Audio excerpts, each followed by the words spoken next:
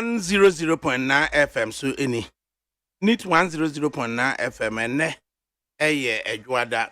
Ojefo bosomi ne de to so dumi no. Afi empino aduno enan. Amsa abodon kwapa ho meti eye aduno enson. Mema nti dwumadi ena yede ebremo. Na mema nti dwumadi yede ebremo. Dwumadi mi amidi ho chia me frame ADAKABRI Mamudu Osioma. Na ayem senior co-character right in front of me. Majere Osei Ajimai. Ofenio. Amansanchi am Staff Sergeant Harrison Ford Kabramafo Martina Sheso at large. What you no maybe more a day aba. Na production no panyinu kojo damiado eni sinenaso. Na majere defu yada eboni chidom. Na kwe free na service mranti kwa ni no. A technical production so the abna prima abankro. One nana ya osafo eno mo hwe on various social media handles. Say ye betimi ahwe ama bibia kototen. Ansa na engineering group eno so no achu agbo worker otiaka na najare nana boaje ada sankroma ye frɛ no sempro afei na ye de aseda so de ama facilities for no big solo na dada na Godfred ye frɛ no Ubrana na sami na yaw afei so mapuna sana DJ Bosco afei mails nso ya sanmrane se tete na ye de ahwe atoto ye bibia ene enkomo a wo honom no chicha kakra e wo ho ena demokrata animu nsem pampen no so no ye betim kakra interview so akomienu bi so e wo ho mpanifo so a beba ama ya bedwendwene ye ho Ura William Sango of the MPP, Sam Jerome of the NDC, Safu Kantanka Movement for Change, and Omubeba. Now, some of the Bamason, the CA as a running mate in some graphic, reference to NDC running mate, daily guide, reference to MPP running mate. Nina emuno. Na ya dwendwene ensam pɔte a wɔn de aba na yɛtumi ahunu baabi yɛde efufuo ɛbɛkɔ akɔ enti tawaso na ne nyinaa mu yɛde aseda so makunu Ghana na over 10 years why associated with me man tijumadi na kunu Ghana ɛde enipa bi ɛde brɛyen na kwe friye at appointed time ɛde kunu Ghana normal yɛ nipa no say ye hunchon capsule so say ye Mr. Q say ye Araba Bazio say ye King tablet o ekwe free ye de nyina ebeba the maestro me mo atrase Papa ye jaw yo why na no na ye ka ekwan free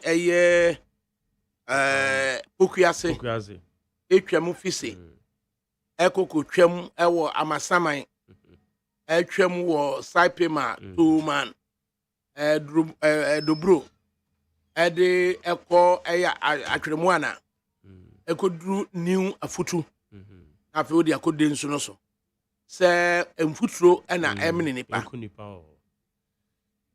dabe ne kan okuada no ana yawada no Wednesday yawada mo manase ade a chin fiada no ko fa akwan no so no chese baka se nsu ato contractor ne di nsu agusu nyina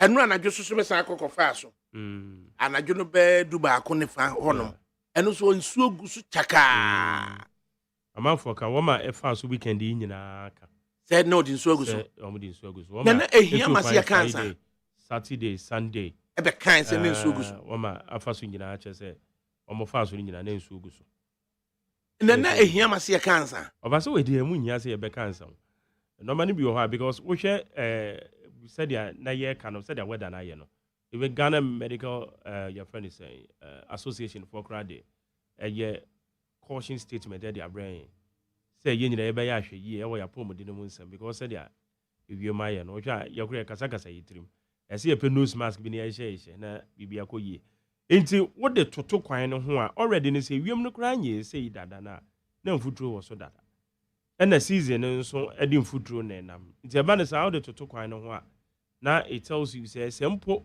sana na wo mugu so wo de nso gugu so a this time na say wo double up na nso na wo de go so na ye ntentem enti na we nya ade a ho hia say bi e be cancer but weekend dey obi a wafa so bi e di ho dance say nso is it because Rose Minister ko ho fiada road minister ko ho ho fiada okay and then eso okwa inspect ekwan no adwuma omo ye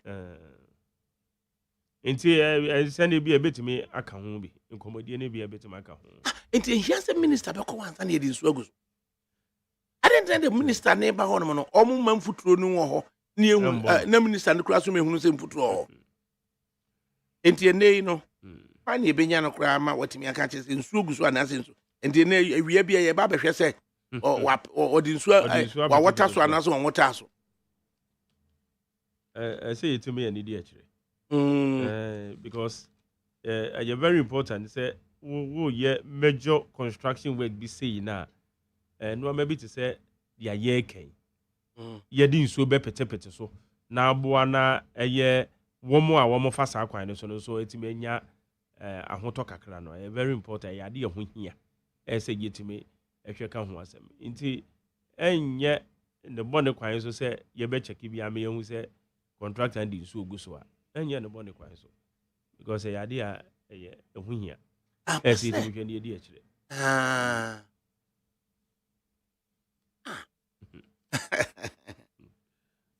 this a minister ko na fe minister ne ba de na nsu aguso because weekend ye mom we say weekend ye ka we say nya na ka say eso egbon futuro ba we say bia say yeti aye ka say every Friday no obia wakofa kwan no so bia no edi adanse ye say wo mu di nsu agu kwan no so etina edi adanse ye so say ebitima ya ama na yeyie e wo sa kwan nsu dida Festus hono kra utwa mu aye pokuase hono mu ana wo de ko Festus hono nsu da hono mu nsu no cross main road no enti say nsu adida aye friend say kwan nchen no ya twi nsu ni bi ne ye de water so a na ye den kwan so de say otum say nsu de da hwa o ni wa futu no mu say de nsu bridge yi so say ye friend say nsu na da ho kakraka nsu de da kwan no and so free bridge no so pana at the onset of roadworks no just as I can reference asphalt no and atia tomu be si baby a wash access where you kwan no it is a wunnim so free bridge so na wo ba bridges now what do you say grab who go see kwan atia ye ba be bom no you say dinam say enti contractor pa ya bro na say ye den bia no mo dwuma no so sa na etie dia ye ni sa understanding no senti say we hwe bi te say eye amasaman hwe nipa dodo afro ka wa amasaman watimi aye ho say sakra peten enti enei temporary no say VIP stop a jai say onfo bia wa amasaman yo because wonya baabi nyina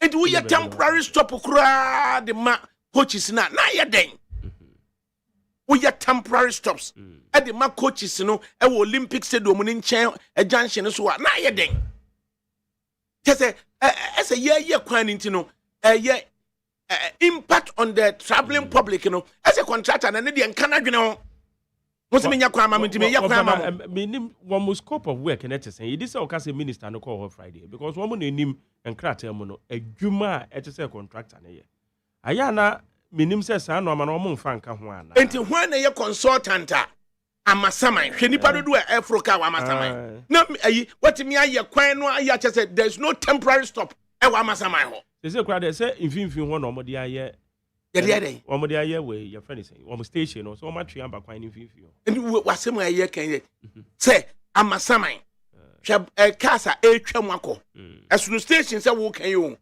central reservation and o mo de aye station ya walking but say here be twam obi atwa ticket enye necessary so obeba Kwame Nkrumah secretary ha say wo ba be for VIP o twa ticket ya booking no ya be fa wa amasaman na bus na koduro na bus ni nya ba bi nyina no afa passenger fo no so ma make a provision for it I was saying in order to avoid the situation say bus ni nya ba bi nyina passenger no ho kasa tenten no adantene the temporary no yenyai say ye fen say bus ni be gina e wo amasaman ho enti ye kwan ni nti no inconvenience a pass residents of Amasama bekom no say contractor ne say asase da kwan ne nkia wo ye no ontimi nya temporary stop bia amfama wo mo say munyina ha say na mo fro car na consultants we dey ye wo transport committee so e wo Amasama assembly ho transport committee for no so no e dey na maka fa sa assembly ho so dey na hwani party Amasama ho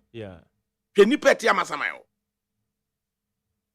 ekwan kakra na ye yenti aya omoko site meetings nso ti se no ma we ni nyina no assemblies a omo sa stretch ni so nyina no sa assemblies ni nyina no womo district chief executives womo engineers ni ade womo koye side meetings womo ka ho bi na womo ko eti we num nyina no ye no ma bi womo ko side meetings a eti se womo ka eti temporary stop Amasama ho no yes a consultant ni huni assembly ni huni je bisa weekends ye bisa weekends no so womo kwa de na womo ka because womo na sa jurisdiction e womo dia ti enya de adwuma na mo obi awi na yenya de adwuma na mo obi no kwan ne betimi adro eye contractor na tension say ade we say because we mu nya say o factor de shemu dada say eye ha me be ye kwan we miduru ha say ne besie miduru ha say ne besie miduru ha say ne besie anti chese so wo hwe enipa afroka wa Amasama na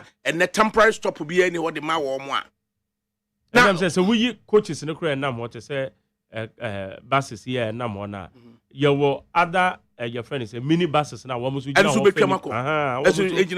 ho fenipa so itina generally na sank yenya ba bi a yes temporary no yeah ebetimi we so there or the concrete slabs and or the a partition kwan no a you need choice bia you need advantage bia wo gina wo se wo fa obi pe eno so ebesan aye asempofro enti ye ha se nkwa na se ye kwan a ye inconvenience resident any road users sana na me to me who say other jurisdictions wo yi major roads to say ye na it say because your hand they too much too much dodo well amount for cars e best yan say yet me wie kwa and your friend say White House so I say ufiri pokuya say do White House I would dey fro the abajon tell ho no e kwan no a anya no and na wasan I raise say no friend say Rams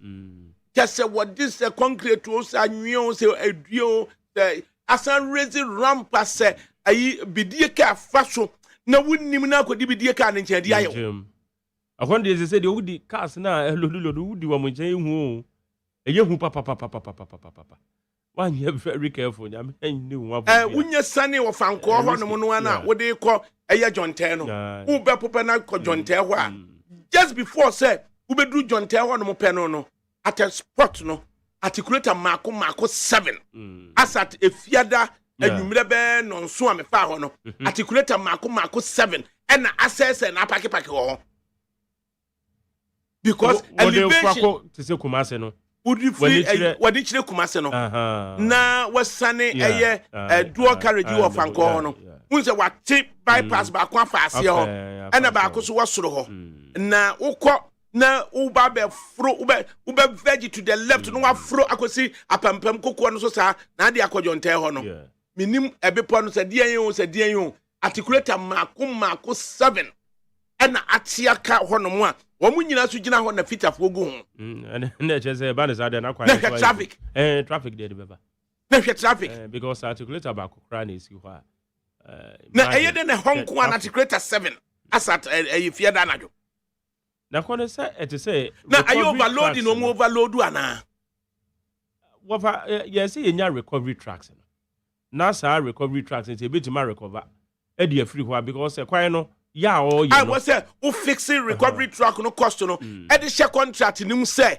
e ho ne dangerous it articulator be car ho na car bi say ho no ma no hwe no fa no kokosi ba bi emu dwo na no make provision for baby a obetim na kwa eye pound bi sa muzo sane kura de ko eye baby a opoku ase eye interchange ni shaase a muze ho no eco park ho no muze asase da ho kakraka ne ade muze petrol station bi so right after John Teno so enti die ne sequence wo eye tow truck esi amasaman na wuntimi mfa ba ko mesi ya say wo ye ya no mfa hye contract sam no mu say eye dangerous say tete san no da ko betete ya say akofa sam foforo so asa de abre wo asem so ye kan no san ne fa ekum ni pape ye be ye se de ye kan ya ma tow truck no ba ko mesi apampam wo na mo munya overloading no so muzo overloading no so ha adwene kakra articulated tracks and there's some domo ha adwene wo hwe eye even overhead here wo achemota he ya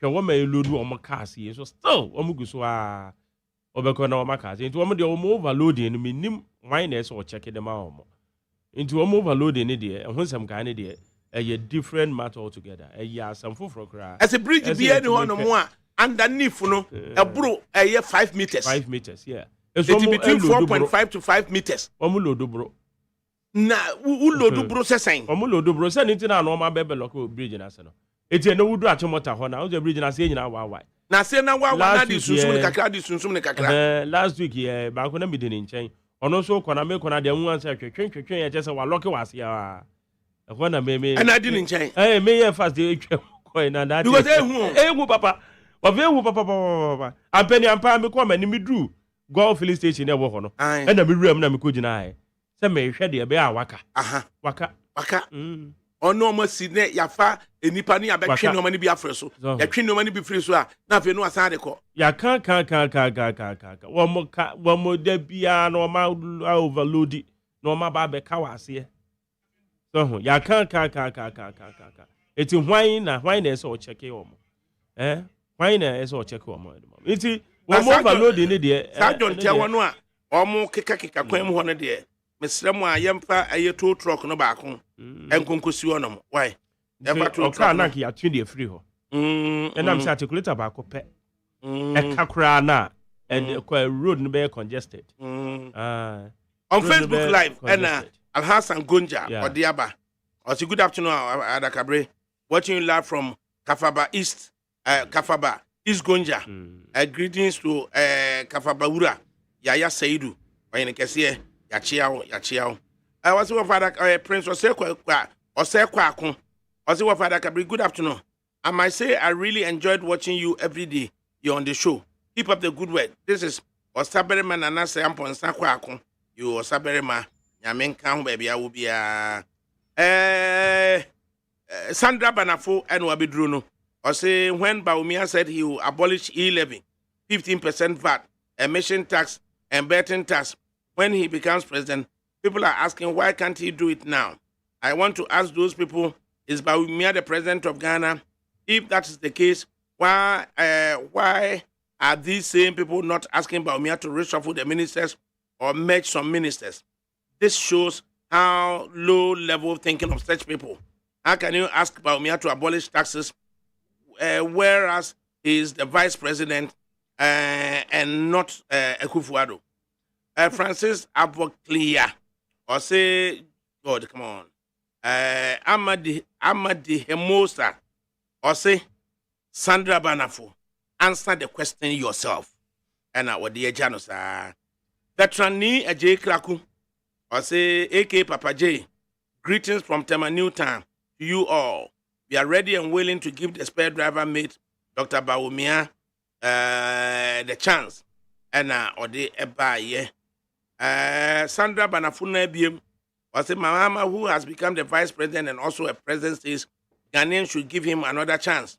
But Mahama says we shouldn't give Baumia the chance. Confuse Mahama. You think Ghanaians are gullible, eh? And or they Ebaye. Nana Kuya Mwabuating. Or say, AK Dr. Baumia is breaking the 8. Or say, good afternoon, Father Cabre. Good afternoon, Father Cabre. Anna or the Baye. She daily guide him kakra me hwade.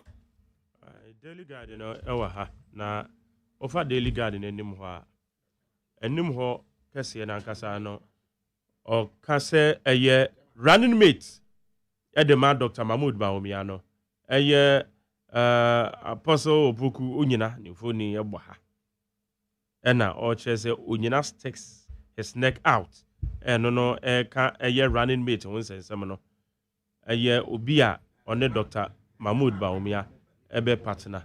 Nti daily guide no Abaha say. Sarah so na wofa a year LGBTQ on seminar. And also a year Fenyo Markins, a waha.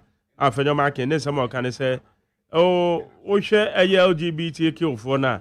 Oh, who the NTA SSA. Yet to me do a to a fiase. Wam require Nipana diatum, so bani or bow, say bear money bear mao, or my diatum, say woman do better. Na the ombayom, on my I didn't tell you dom cotumaki empe, a ya switch ye beer, and ya switch ye say one quaco de fiase. No mum, a bear switch ya, woman be easy and patem.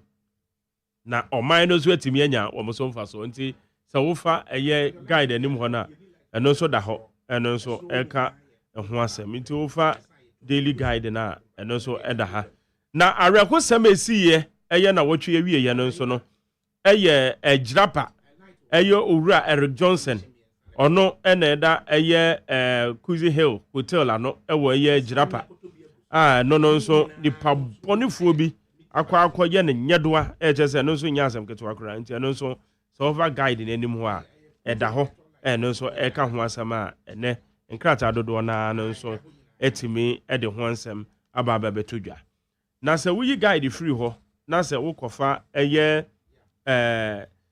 Ghanaian Times a se wuduru eye Nkwanta South ena eye obe tia o ne yese nipa bi akwakobo mutuo obi konafuom okotu no banche akwa kobo nutuo obi nam ha eye menteme ho ase ne entokwansem wa ekoso Nkwanta South no nia eye Ghanaian Times ka ne se adwadifo ene wo ma wo Nkwanta South no wo mo ka se ebe ya curfew aye ohye a wo mo de ato mo so no se obia betima dantem no empanifo hwe no mo sisem na de curfew kra wo hwei kra no na wo behwe na nipa bi akwa kokum krofui kafu yi ba ye enipa a wo mafam wakum wo no kra na enafam eje yesese ye kwakosesem na kafu ni ye afiri kwa se ne no so ebe ya de foforo ite no so ba Ghanaian Times de animu ewo ha eye adwadifo ne manfo a wo mo Nkwanta South wo mo eka ho asem na animu ha so eye Ghanaian Times no so eye ex-president Mahama ono so ka se akosomo eye ensu a mpanifo bi eye kokose nkrofo ejapade ma wo kwa ahohiahia mu no wo behia se eye mrahye bedwafie ho no wo betuma pa bedwakuo bi a sa bedwakuo ne nkonko ye se amanyo sema bedwakuo na mu abedwakuo betuma ye nhwehwemu yie na wo mde afa eye sa de ne ekoso no nti na wo fa Ghanaian Times no so dia oka ewa ha eno no na graphic is where graphic so de ene sese ne de running mate nsensem no edin no ba de ba na sese togbe afede ono so ne din aba bepiem according to graphic se obi a obeka eye John Dramani Mahama ho de togbe afede ono so din aba bepiem ena ode professor na no poku agema enso mfoni aba beba ha nti graphic enso de okani se sese de utum se obi ahwe ni mu aideja aideja na delegate story bi wa hase o si ya chiri nipa baako eye jiraba Dubai honest meda ofa guide na wo enimo na no kra police for e di update abase nipa o machi om no kra be ye nan se police for e chere se o machi nipa no be ye nan e wo mu nti guide de ne de em say as at the time as me see ya om ko hu ne mu no imprimpri na no nipa wo mo efa no ba according to police for no wo ma say nya nipa no be me sakura aka ho wo ma ye nan efa ye jirapa de esi wo ho no ene si yakum nipa ha adwene ho wo fa ha adwene pa na hotel no so sade ate meji medi say wo be wo eye CCTV cameras e betimi e de footage bi aboa wo mo inti meji say bibi sa nso wo ho a e betimi aboa na aman hwehwemu no nso no etimi akoso ntentem enam say yakun nipa no ha adwen papa ha adwen ne ho nsem kan no nso ne ba ɛkɔ mmara n'anim a bɛtwea mfie bebree na yɛgu so a ne yɛdi akyire nti ana ɛho sɛnkaa ne deɛ wɔfa no kurenie ahadwen paa ɛno bi ɛna ɛnam so a ɛyɛ kwawu bepɔn deɛ si a mabunu no bu fu yi a wɔn kɔ sɛ agyapadeɛ nom ne adeɛ ne nyinaa no ne nyinaa ne fa sɛ nneɛma bi hu yɛ because kwawu bepɔn deɛ no deɛ kɔbaa ne sɛ allegedly abranteɛ bi a yɛsɛ ɔbaa bi a ɔdi dwa ɛwɔ kwawu bepɔn na ho sɛ wɔn no adwadefoɔ wɔn kɔ fuom no akɔtɔ mfudeɛ no na wɔn de aba kwan ho na ɔbaa ne kɔ akɔpɛ mfudeɛ no de aba kwan ho no ɛna abranteɛ no ɛkɔtoo no ɛna allegedly yɛsɛ ɔte hyɛ no so ɛne ne daayɛ owie no na okun no ɛna ɔbaa ne nua bɛɛma ɛkɔpie so etu ɔbaa ne nua bɛɛma no kɔpie so no ɛna ɔno nso tietie mu a ɔredwane na abranteɛ no nso ɛbɔ ɔmɔden akɔto hyɛ no so ɛna okun ne nua bɛɛma no nso enti ne ntia mu no ɛna ma ɛyɛ kuro na asɛm ne siiɛ no ɛmanfoɔ no nso etu di akyire ɛna wɔn hu abranteɛ no a yɛrekɛn suspect no so ɔno de ne ho aka nwira a ɔredwane bɛnam sɛ wo sɛ yɛ kura enti obiara ne mobi enti wɔn hu abranteɛ no enti deɛ sie ne nyinaa no deɛ wɔn ɛkɔkɔbɔ amane a wɔn ɛbɛfa mu no kɔɔ yɛ ne na wɔtwe so ɛna wɔn kɔkye abranteɛ no sɛ abranteɛ no odi ewu no ɔno nie enti wɔn kye no na wɔn de abranteɛ no kɔɔ obi pɔn ahemfie ɛkɔkyerɛ bɛpɔn hene sɛ wɔn ba bɛsiki permission na ɔno nso wɔn awie no wɔ hɔ saa de kɔ yɛ yo ɛkyɛ sɛ ɔyɛ ɔhene na yɛde sɛ wakɔdi awu na wɔdi awuo no mmara ma kwan sɛ wɔhene bɛtumi ama mo kwan sɛ monkɔ na mo so monkɔgya ne kwan saa na adeɛ no kɔ yɛ yo ɛna nana sɛ daabi Ghana mmara mu nte saa ɛti ɛna ɔfrɛ polisifoɔ ɛti nana frɛ polisifoɔ a polisifoɔ bɛɛ mu no ɛna mmeranteɛ no bu fuiɛ sɛ ade nti ɛti saa abirɛ nkora na ɛkyɛ sɛ wɔma yɛ ready a wɔn pɛ sɛ aberanteɛ no mu gya ne kwan ɛna nana nso afrɛ polisifoɔ ɛna nyame yɛ adom na polisifoɔ no bɛdu ntɛm on time ɛti wɔbɛdu on time ɛna ɛkyɛ sɛ wɔn tumi whiskey aberanteɛ no kɔhyɛ wɔn kaa mu na wɔn sɛ nana wakɔfrɛ polisifoɔ na sɛ polisifoɔ aba abɛfa aberanteɛ a wɔkɔdi awu kakraka sɛ ɛkɔ deɛ a ɛne ɛsom gye ɛti wɔn saa ahemfie hɔ nyinaa Usa udu bepɔn a wɔn nsa benkum so no curve na ɛdam a wɔn ahemfie wɔn se ne nyinaa toto aboɔ de sɛ wɔn nyinaa sɛ nana ne kaa ɛkyɛ sɛ nya na fɛ mu de ne kɔ ahemfie kɔ pɛɛ deɛ sɛ Yesu Kristo deɛ ne bi ɛsɛ yɛ tutu anoma no ɛda ba kɔkyerɛ nana because nana to one teacher nana be ma kwan amia ka sɛ nana ne ma yɛ kwan sɛ nana ne ma yɛ kwan kra sɛ yɛnya ne kwan a ɛka mo bɛfa mo ho adi ɛnda fam ɔmo de ne kwan ahemfie ankasa te sɛ mofo sɛ ɔyɛ ɔno na mogya ne kwan deɛ sɛ ahemfie na mode ne gyina mu a tutu tiatia mu a ba ahemfie hɔ no saa ne kɔkɔ yɛ na sɛ gyidie wɔ prosi mu ɛte sɛn nti sɛ nnoɔma bue nom no ɛna ayɛ ana ɛde nsɛnsɛm so obi kɔdi awu na ɛho nsɛm kanyɛ no kɔyɛ biribi a wɔ hɔ yɛbɛtwe na twe na adeɛ kye sɛ adeɛ kye na ɛho nsɛm ebi wɔ koraa bɛte yɛsɛ laptop bi koraa yera ne sɛ nnoɔma no na ɛha adwene na wɔfa na gyidie wɔ polisi mu no ɛnyɛ polisi mu pɛ ɛyɛ yɛasɛm di bia no nso no yɛ gyidie wɔ mu no nso ɛno nso ana akɔ akɔyɛ bibia because polisi no deɛ ɛwɔ mu sɛ yɛsɛ polisi no ebi ana polisi no kwaadubɔfoɔ no ankɔbɔ kwaadu no yie ɛno nso wɔ hɔ ɛna asɛm di bia no nso kwaadubɔfoɔ no bɛtumi akɔ akɔbɔ ne yie na nso akɔyɛ bibia wɔ nti sɛ nnoɔma bi sei no ɛbaa ɛte sɛ yɛtumi yɛ ne ntɛm na ma manfoɔ no nyɛ gyidie ɛwɔ yɛasɛm di bia ne polisi adwuma no mu ɛno ntina na ɛkɔba ne saa no wɔfa wohwɛ papa a yɛku ni a ɛna meekɛn magyi madi paa sɛ meme nkɔɔ hɔ da menim gyira ba sɛdeɛ hotel ne teɛ ɔmo sɛ ɔmato no din gyira pa Dubai nti wohwɛ hotel bi te sɛ saa no magyi madi sɛ ɛnansɛ ɔma kyɛnyi di nan no cozy hotel yeah it's cozy hotel so magyi madi sɛ bɛyɛ hotel la security cameras bɛwɔ na papa na nso ne dan mu wɔ hotel hɔ a nti sɛ nipa bɔnefoɔ no ana nipa bɔnini no ɛyɛ den a cameras no bɛtumi capture ne it's just a matter of time the approach-foɔ no ɛbɛwura mu a it's a matter of time but deɛ na ɛwɔ mu no yɛ ahwɛ yie because saa heinous crime wei mu no eduru ba bi ho no mo a ɛwɔ se ehwɛ no ma bi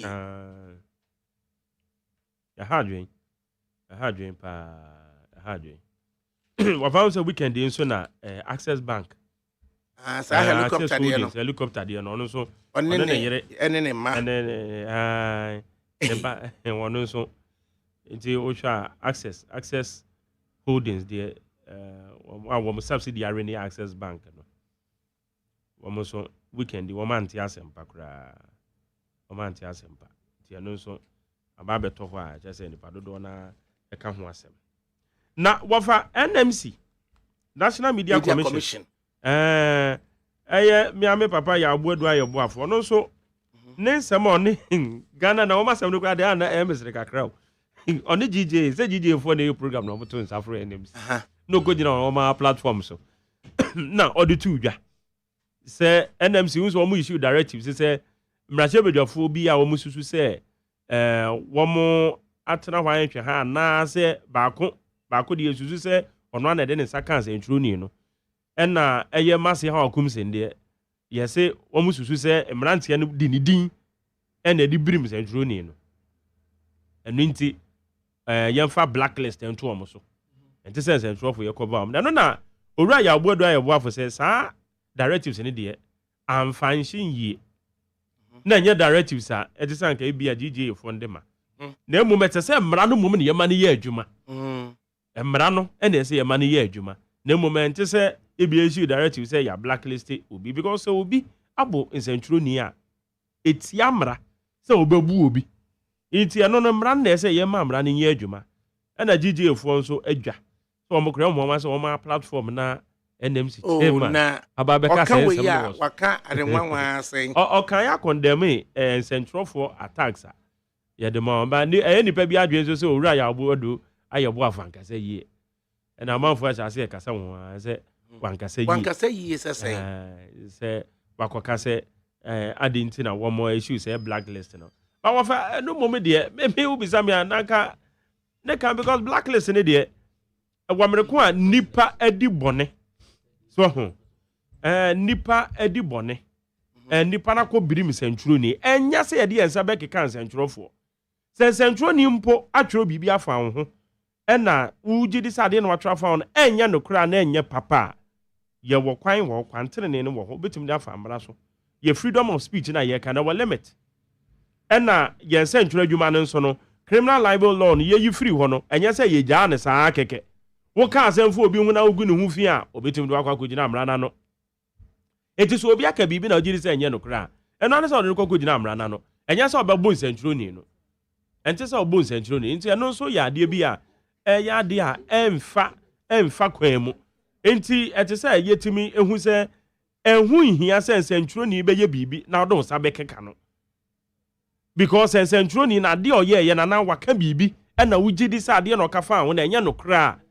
woni any justification say obebo no na mom de esa wo ya ne say wo de ko gina amrana no no prove say sentro ni we wa ya ade we e de atia me ana wa ya we e de atia me na mom anya say obeboro no na no na no wura ya obodo ayo afo no ne angle na no ka ne say no that is the way to go na mom say mere issuing directive say esimesi because we share ye Aliuma Amaba no Faruku die ono de ono amu ana allegedly yes opa otia so ne manse adwuro ni no etu ono de ye betimi attack ne direct na ye hu se ye de ne kwa kogina amrana no ade ntina se adwuro ni wakwakọ pa na so oye wo de yen but which in the case of ye honorable how akum say enye se oye sanctuary ni kura na say any other person yes or the nsaka na so opata no amra no ebebusa no se amra ni bisa wo e ba ne se na wakwakọ pa obi aso so wonti ase se ya buado eboafo be ka se report ma police enhwe na ye investigating me de America ne say me ne ya buado ayeboafo ya adwen yes said you kan no enam say ete say mra no mu no enya blackout no kwa pese blackout ne de de na de beba ena me kan say impo Faruku die ne de allegedly ne so no ana ehwe central ni naso ena wo hwe Hawa Kumsen de na as at the time incident ni see no na Hawa Kumsen ono bo Hawa Kumsen ete vet na se a wo mtoto na no wie so said that there ko na mrantie no fa akire e na wonko chin santroni na omo ye ne nyedoa na emom na omo hyehye ne t-shirt no mo ne ade eti esa case na no say e different ka ne de MP na allegedly so akopa na som e na ba ko so de mrantie ne de MP ni din e na ekoye sa eti ni din per se kra na akoye se omo share t-shirt ni ade association by wearing her t-shirt ni t-shirt no eti say ye blacklist so na say ye blacklist one na. That's the question and they say you bisa because mrantie na kwabo nsantro na okay na fa ho ni t-shirt blacklisting how do you effect it obey the same no na ya bodo ayo boafo kan say e dysfunctional because intimi nya adwuma yie so ka say blacklist ya obeka ne sa keke but say be effective ne so de and also another thing so no so yeah another area and it na no ka say mere blacklist ne de no that isn't there be any solution there for be obi no wabo nsantro ni a ye fa no kokko gina amra no na airing MPs no in quotation marks no omotu anamo bia say omokra no say bia so bi say Farouk say so bo bia ni so a wa make contact with South City FM journalist no say o dwato akra pa ne chewa na be sana matie say MC bibi sa akoso sana metete ye honestly me ntimi invalidate ye ba sana mate say bibi sa ekoso so nti ama we Richard Anyagba kra no ekọ the chop akọkọ ma omo yes well Richard the chop agba no me hu say na Farouk no eka ho so ba bibi sa na say Farouk na emu no ka ho bi etu anamon ni emu so no etu anamon so enam say nsanturo ni no wan twutu antwehwe wan sekan a report nti report no de ma no po nya no kra ya wokwan ya betim de na faso enye sotrobo and a report nso my no eventually opposing person no so a petition ye no o party aso petition no ama electoral commission so abeka say wo embo abato bia wo say no ka date no mo nya bibia wo internet say report no my no say the asi ho no mu nie no and somewhat accurate so and I'm so party na so petition no mu electoral commission say as far as constituency no put the same yendi about one person so no MPP primary so no as far as one yi see concern no one declare results bia wo so it way say no nipa na de ne fa no ho no e to da bia na yakoka ansem na ye jai wo medi bode no in the case of to say our kumsi we awutu senya east wodi na nipa na wo mko ya ade ne ye jai wo mu na dia ono no MP na onam ho na nam so mo share t-shirt na MP ni ye drag na bem instead say nipa na kwa akodi bone ye ntwetwa say mrante ne ye nche wo mo apart from say obetima kire say wo mo kwache wo mo no MP ni say all ma ho kwan ema wo mo nkonkwache wo mo ana say MP ni say odi o protect wo mo eno ne de na wo nyina so say wo MP ni ye twe wo bem ana police fo aye ntwetwa mahu say MP ni na eso ma wo mo o share da so ma wo mo say womu ko birim eye sanse nturo ni no ene de na nyina so wo but I said that time na de ni si ye no kwa na MP no vet na so onya nwie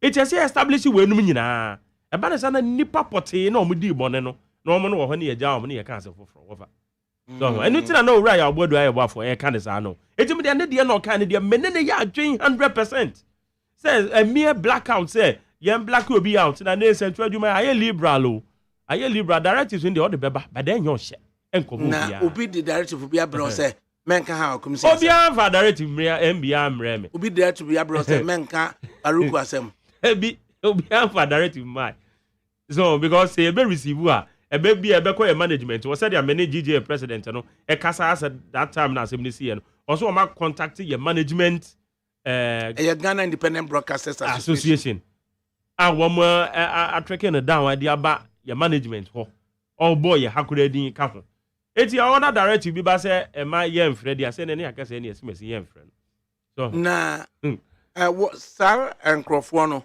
say o blacking omo out no a e be affect omo saying say ni nyina ka bi ntina na me papa yi ka no say okay ye nkan wasem and so what and no ni asem no ni nyina ka bi na me papa yi kan so and na ura ya obodo ayo boafo eken because ɛte sɛ say ye black wɔn out a ɛsɛ yɛn mu sɛ ebetumi nya nsunsuanso ɛbɛka wɔn na wo black out na wɔmfi ɔno koraa sɛ ɔno koraa nyɛ nsɛntwerɛfoɔ nhyia mu biara biem ɔno ɛyɛ na deɛ akɔ a ne nyinaa ka obi nti na na ɔka no nti GJ in as much as say yɛn nyinaa yɛ condemn sɛ journalists nsɛntwerɛfoɔ obiara ni hɔ sɛ wo betuma justify biribi sɛ wodon sɛ ɛkɔ akɔka nsɛntwerɛ ni ɛnam sɛ wayɛ biribi atia yɛka so sɛ yɛwɔ action bi a yɛtake a mɔma yɛmfa mmara ne yɛ adwuma na officially no ɛnyɛ adwuma ya report ama police according to GJ president the ma police na ɔmo de ama police police ɛyɛ ɔmo adwuma no and at the same time so say ɛdɛ wɔn so no ya blacklist o say they say news effect of news items ya blacklist no yeah papa anka journalist one can say blacklist and the na be ko nwoma mu aso ahwe wo ho ye was MP there wo kwa kwate wo nsa de akwa akobo obi asomi obi soso bo wasom bia wo be yeren wo so be ka de so be ka de Opoku nyina sticks his neck out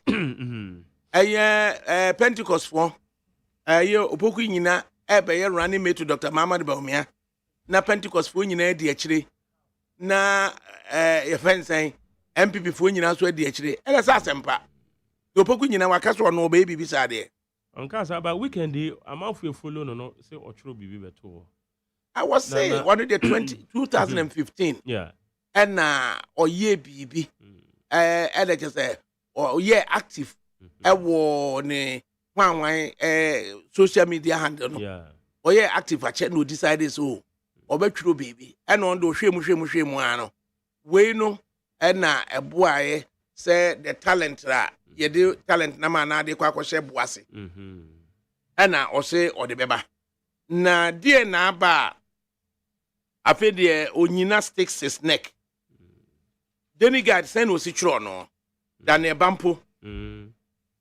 na chese obi atwa nana komia so se May na eye Dr. Muhammad Bawumia odi edini ne beba na se May na odi beba dia na dia na ama ye dia ba ni mu sesi ya ye ken na nana komia se May sesi no so obi a project the potential candidate sir that's what you say onyina sticks his neck out they just had to say there no poku nyina no ana waye bibi a chese wo pe na ne social media handle no kra no de otro ye no ese wakọ update no wakọ tro bibi wase ese wa clarify say on cars up running mate bi e de on cars up running mate bi e de iti se wo hwe hana wo hwe hina me hwe krata ene mu na me hwe so mutumi kotu ne statement na ma omo kra no man kotu okay wo ma kotu wa ha or say even though Apostle Dr. Opoku Nyina hasn't made any public statement yet a post on his Facebook page recently read it is the in here. The Lord has a reason for creating me. Burying my talent and making it redundant is doing a disservice to any family, church, nation, and world. If I fail to speak, to work, to contribute, I allow the bad minority to rule and dictate. Often the silence of the majority or a good one helps the noisy minority destroy society or even rule. From my script on also from my script on words of wisdom. Na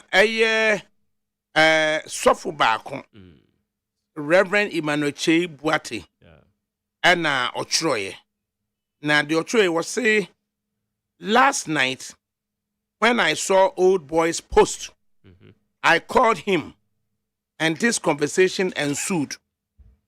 Me Papa, I've just seen your post. Is there any latent message in there? And Suffer and or describing as old boy. Mm-hmm. Old boy say, oh, the one I posted? Mm-hmm. No. My page has been inactive for a while. So I wanted to post something to get it active. Looking through my notes, I chanced on this one and I posted it. Nadia Neko, to wait what's going on. And then Reverend Chino, Papa, then this message has come at a wrong time. I've sent you a screenshot of a tweet by one MP which has been making rounds in the day. Your post may be seen as an announcement of a sort. Then the old boy comes in again. Oh, I see. I have not seen the message you sent to me though. This is an old piece I wrote down. I only saw it when I decided to post on my wall and chose that one. Then I have to do another post to let the people know the post is far from what they are thinking. Then the Reverend said, no, Papa, leave it for now. And then also from the source, the man Opoku Nyina is one of the honorable men in our system. I've known him to do things from a very clear conscience. Please, let's hasten slowly as Christians. My disappointment many times has to do with we believers and the way we respond to some of these issues. Young men insulting and questioning his integrity just over a mere post he chose to do. This is not right. By the way, what if anyone wants such a man to be part of our governance structure? Is it a crime? This man has been serving the nation right from President Mills' time through President Mohammed's time on the Peace Council and President Akufo-Addo's time. Does that make him a statesman? Does that not make him a statesman? When you hear a rumor, Bible recommends that we should be slow to speak and quick to listen. Let's be careful, lest soon all the honorable men and women in the land will shy away from some of these offices for bad ones to rule us. Reverend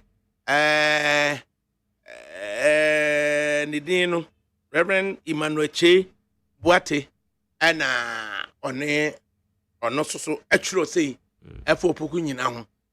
Now, here for the Kofaba is Opoku Nyina running mate. Say, I can't have you. I can't even now. Honorable and not on Prenson, ne post or the beto. And a wish. Send a wish. A wish there doesn't mean that. Also said, also send a wish. No. Also send a wish. Wish is an idea will be out. Make Rami will be. Sir? Hey, me will be pa. Me so more choice. Running mates in both ends in the MPP now. Me so more choice. Hey! More choice, papa. More choice. I me so me young word you ma. Me so me young word you ma. Ubi anfani the embeto na me coming there. Me so more choice over. Now I also be our choice. So choices in Obi Abenya. Just a who see me saying. And of the choices in Obi Abenya. Obi Abenya the choice. Say way by ya na kamipe. Way ye running mate and come you say. Way yeah. The choices in Obi Abenya. But at the end of the day, there are two me, you know, Ukraino. The choices in India. See, be answer me to your crime is more choice. But is it likely, sir? Dr. Baumia will face challenges in the selection of the running mate? What find likely? Likely, pa. Will you and that's another kinds will obey Dr. Baumia and when you're easy, how? When you're easy. Who could read chasing elephant into the bush? Wow, Dr. Arthur Kennedy. Some woman there. One more lunch in the crime baby. I bring them on cocoa. Comes if I can have AMC. Politics of complacency. Working care more. Challenges are more fair more with the running mate. Into enough form. Into a nay. Enough form. A nay. A nay. se wohwe opoku nyene ya moko beka ho asemi na wohwe aye Dr. Muhammad Bawumia no ofiri hene e no be running mate ene ne wo ye flag bearer enti tezo opoku nyina no first say wohwe MPP one constitution no for instance as at the time Dr. Mahmoud Bawumia na do fan is somewhere running mate no said na constitution it no ene no ente sa bi mu sasasa netisen say sabre ne de na running mate selection no eno kra no mo kan running mate wo mo kan vice presidential candidate no selection no won say wo mo de bia be hye say ete say nipa no oye active known and active member for minimum of 5 years. Sa clause ni nim as at the time na Dr. Mahmoud Bawumia e be running mate. Na fe ye man waiver wo de be ho. Say and waiver send there say na e wo ho.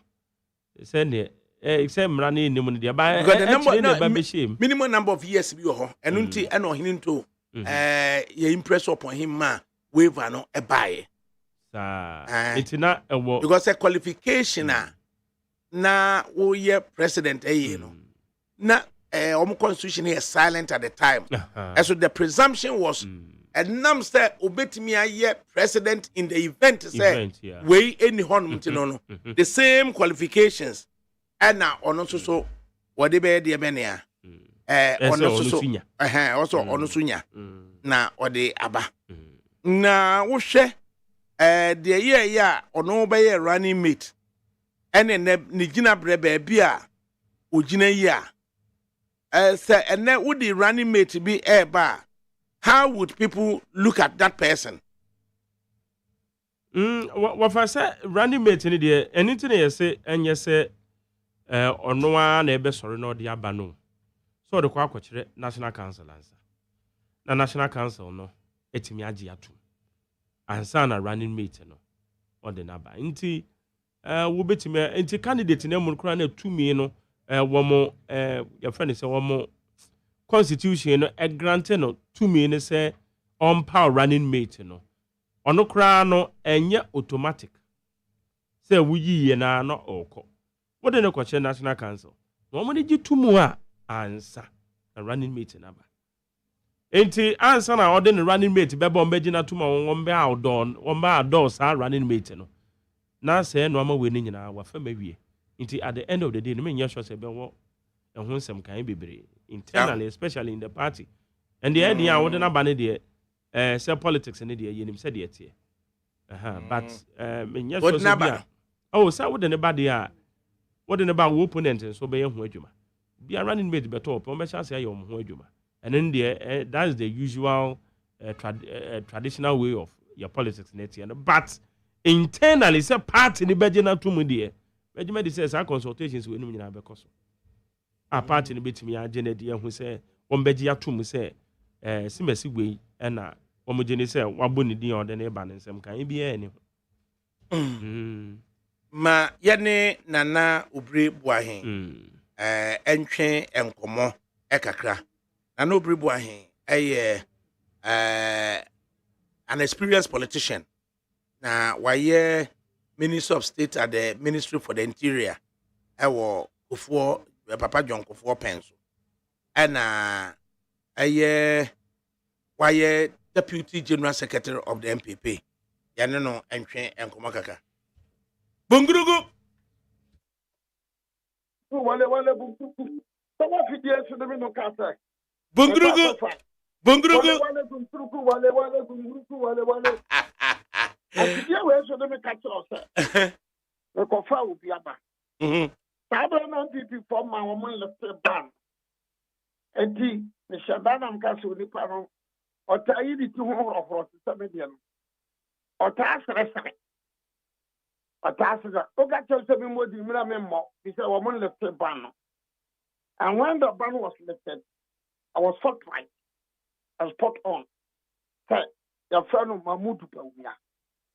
And a lot of people felt, say, Massa, ye, Massa, I'm some mess. Momo da manda, who's some damina. No, Medali Guardian, Akasa, in invoice, the Baumiana, but I tell my I'm not searching you, maybe because my cat about Yana Ban, we are bow the back. Kiki, Fanco, oh, Brunium, Namako Wale, Namako Baumiana, so, he catered the mask naso, you call that paper tamale, you call me Bolinana home, your cover in the naso. Namako, Chamai, my ama, your cover binu, Abusia for, make a mamma somewhere, but a couple so a pump. Mamudu Bomiana. Now people are asking me as to who will be the running mate. Madam, I just said, Isangun Sawabiu. 18 years, I'm for prayer, how many said? Now, December, 28 December, I'm on Glory. I had the opportunity to go to Glory. Glory, LD Dombo, Neba, and Glory. Now, on what we call Dombo Naso. On what call Yana Bompire. But the crack, but in Swabu Kuranum. Bakan Casano, and Tabacasano. Bakan, but my dear Manaso Benny Pa. No, but that will be sad. That, and nobody, a top leading member of the Dankwa Buzia Dombo tradition, Uncle Hopper on his own on that side, apart from many Mahmoud. I want it to be on record and acknowledge that fact. My number one, you should hear me here. It's here, pa. On 28, they call Laura. My name is Mr. or Jimawa Westi. Also, can say, hey, everybody in the when I'm on war, what am I? Baba, come out your bay for Kabu. Matcha bay for Kabu. Mbaba Sibi. The coach of Danny B. Danny B. in 1896. The coach of Nature Baby de Bray. Look, ADAKABRI. But I won't put any of the say. He said, what you are one of us. I'm going to call Cabo Bacoka, the Christian Committee. Now, I'm secretary of the Christian Committee. The Bompire Man Bishiram. But I walk a mirror maker. Lambushi. Make us any man in water. And so, require man in a month for them. But young people for the back from you. We don't know. We remember we went to the men. No party be, and no be. A timber have a conquer divining Katia.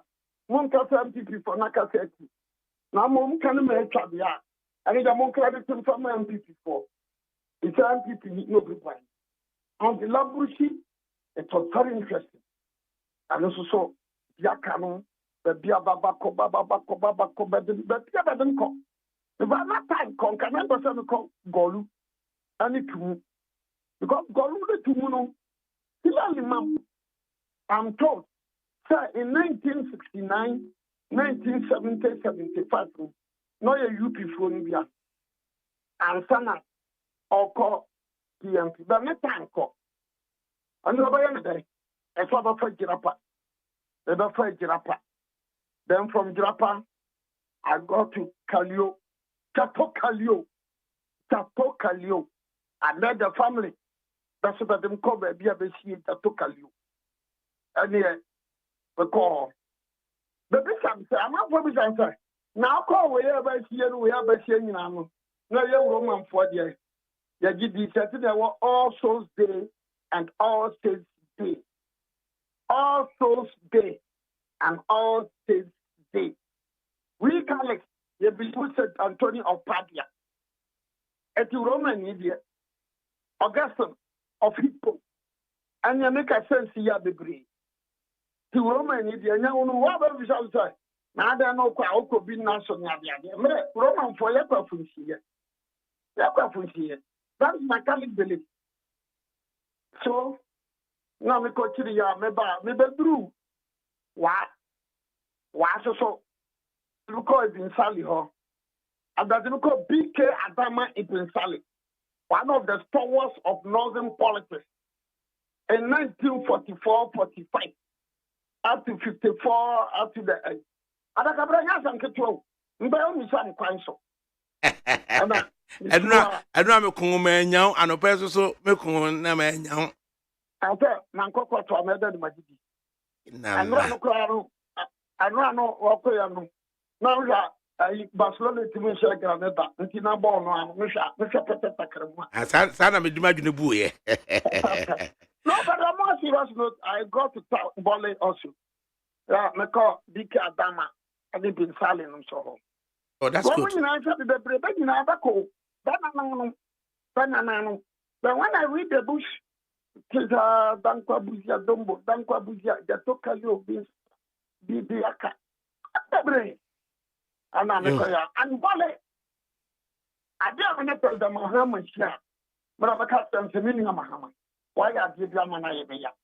You know, Woko, when Shah. Buzia baby about the dano. Baya mana kana na peka ehwe. Opo chebia. Dan baby about she dey say abani abeka ehwe. You know, it was at Bole when I wanted to get more information about the Dankwa Buzia tradition. And about children, baby President Mahama Papa this year. And they took me because what do you mean koho? I was President Mahama. And Papa, because the sponsor contributed a lot. The father, Mahama, it's a cowboy young what is a Florence Santa Cra, Nanka Yapa. Now, me at the Shana maybe son. Oh, Papa, maybe we need to show Papa some of us in the UP traditional. We are Joe Papa to manage it. Why see people that if you read the history of politics in this country, from the 1947, 54, 57, President Mahama Papa, or a TPP in Ukra, into chairman. Because, me know one way politician. I appreciate the rule of BI. Appreciate the rule of BI. And running my person, I'm already saying, my bad. It's a holding over Tibale, Asumasi. Obatibale Benten, Obatibale Shay. Yo, I'm a good young papa.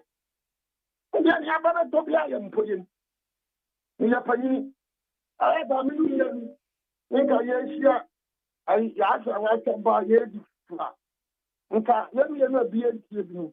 Maybe I'm a semester, a personal opinion, and coming away and say you can.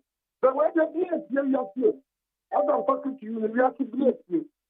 I'm very careful because the minute of what Ghana and people the Bribetium car. No, you could be a young papa.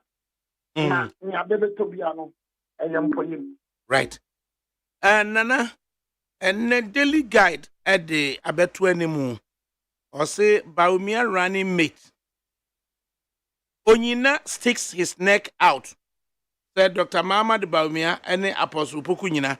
Ana odi omufuto abeto ase opoku nyina Pentecost sofo panyini ene Baumia odwena won san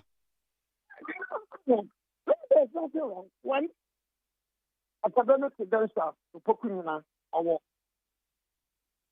human relations opoku nyina owo maturity in politics opoku nyina owo humility opoku nyina.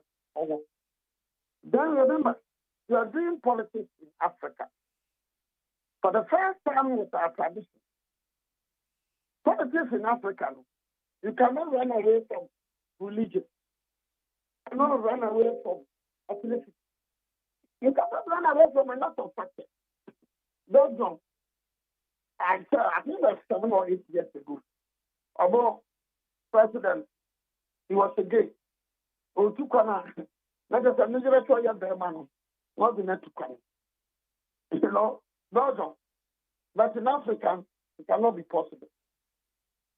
Obinire, and so Otimia president. Obi Nikunu, and also Otimia president. Obi a prime minister UK that. Actually, a very minister for I think Home Affairs is possible. So Africa will be a committee. More especially when this tradition and fact the media know that. Eti se mi buy no. And yes, I'm in the back about them buy, but the coffee about no nice. Now, that is a tradition. The sort of very more incredible for having a more to Adama MPP. More incredible for MPP for. Yeah, them incredible for some. Them touch the first. Them incredible for some. Them touch the first. After the Koyima Hama, amount for better to manage to them. Actually. Now, the very next issue. People are saying, look, Sasadia, what could you, Baumia, Krebe, Northern, any Yasiho, Akani, Christo, you know, discussion. It's important possible. So, yeah, make you need to be or your head to head. Christo need nothing. Now, there's a WhatsApp discussion at Christo for. The years one, and yet Christo need a yeah, I could have you one. I could move and yes, I was the way there. Never be a rose. I never saw the Christo for. I wrote my papa. So, the question comes up. No, you know what? Yeah, you. Pentecost for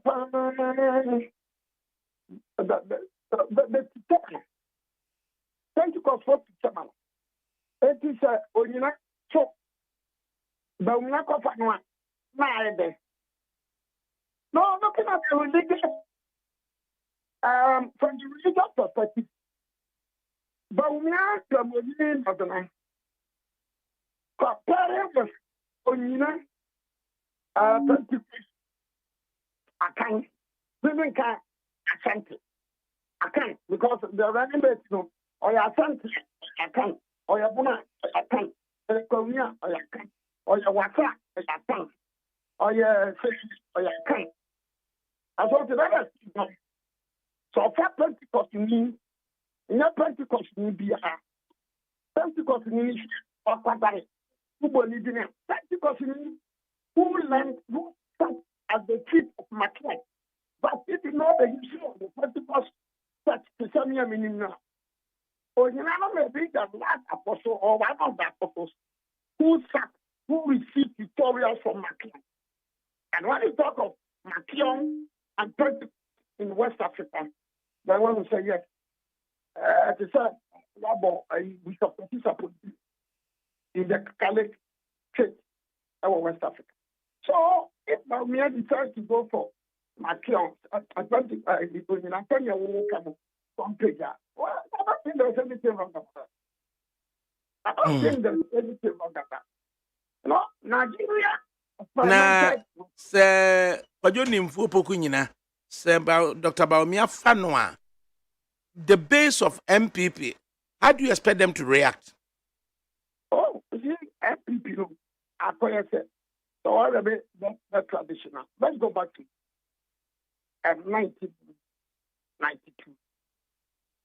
Running mate, I'm going to buy the time for MPP, papa. So I have MPP for yeah. But I don't know each age, each period, each epoch, they produce a question, they cannot produce an answer. And the other day, well, you know, I can't tell you, we don't know about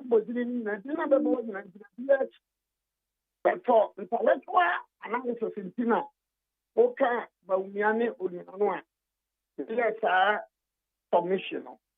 But they are better than us running me. It's good.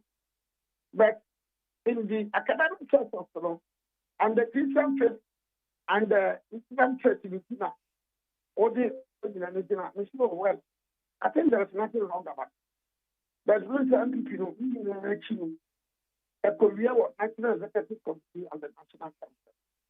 Then the Cassian Puma in Interior the National Executive Committee and the National Council, the Cassian Puma, a different. That I say empty to empty. But you know, we said maybe that all we are seeing in a fake here. When so you make it answer on. Now, who a personal favorite to be so? Oh, that's my personal favorite. I mean, I'm into my kind of and the American. Obi a bungurugu ya wabajina bonti abekan. Edu running mate so dia you are run away. There's a difference between the president and the vice president. Sir, but me for privately now, your friends and now. Privately, I mean to you. Oh, no, you can jump for.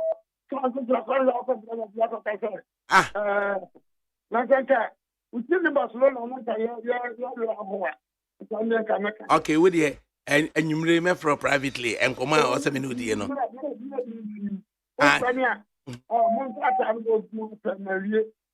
VIP for Monka will be some years. And you remember the top VIP for Patrick. Martin, okay, Martinana. Martinana. So I wish all of them, but I wish them. Martin. Maybe I better talk about him. Martinana. Martinana. Martinana. Right. Nana Ohine into got it wrong. Nana Obri Buahing, former deputy general secretary of the MPP. Was it the abede to be I am poem? No affinity towards any special person. Grand was a wonka. And the reaction kakra aye efa aye upuku nyina ehon eno de bae na wo hwe graphic nso baby a graphic nso de ade no kuku wuraye graphic nso de aba graphic say NDC running mate hits up nana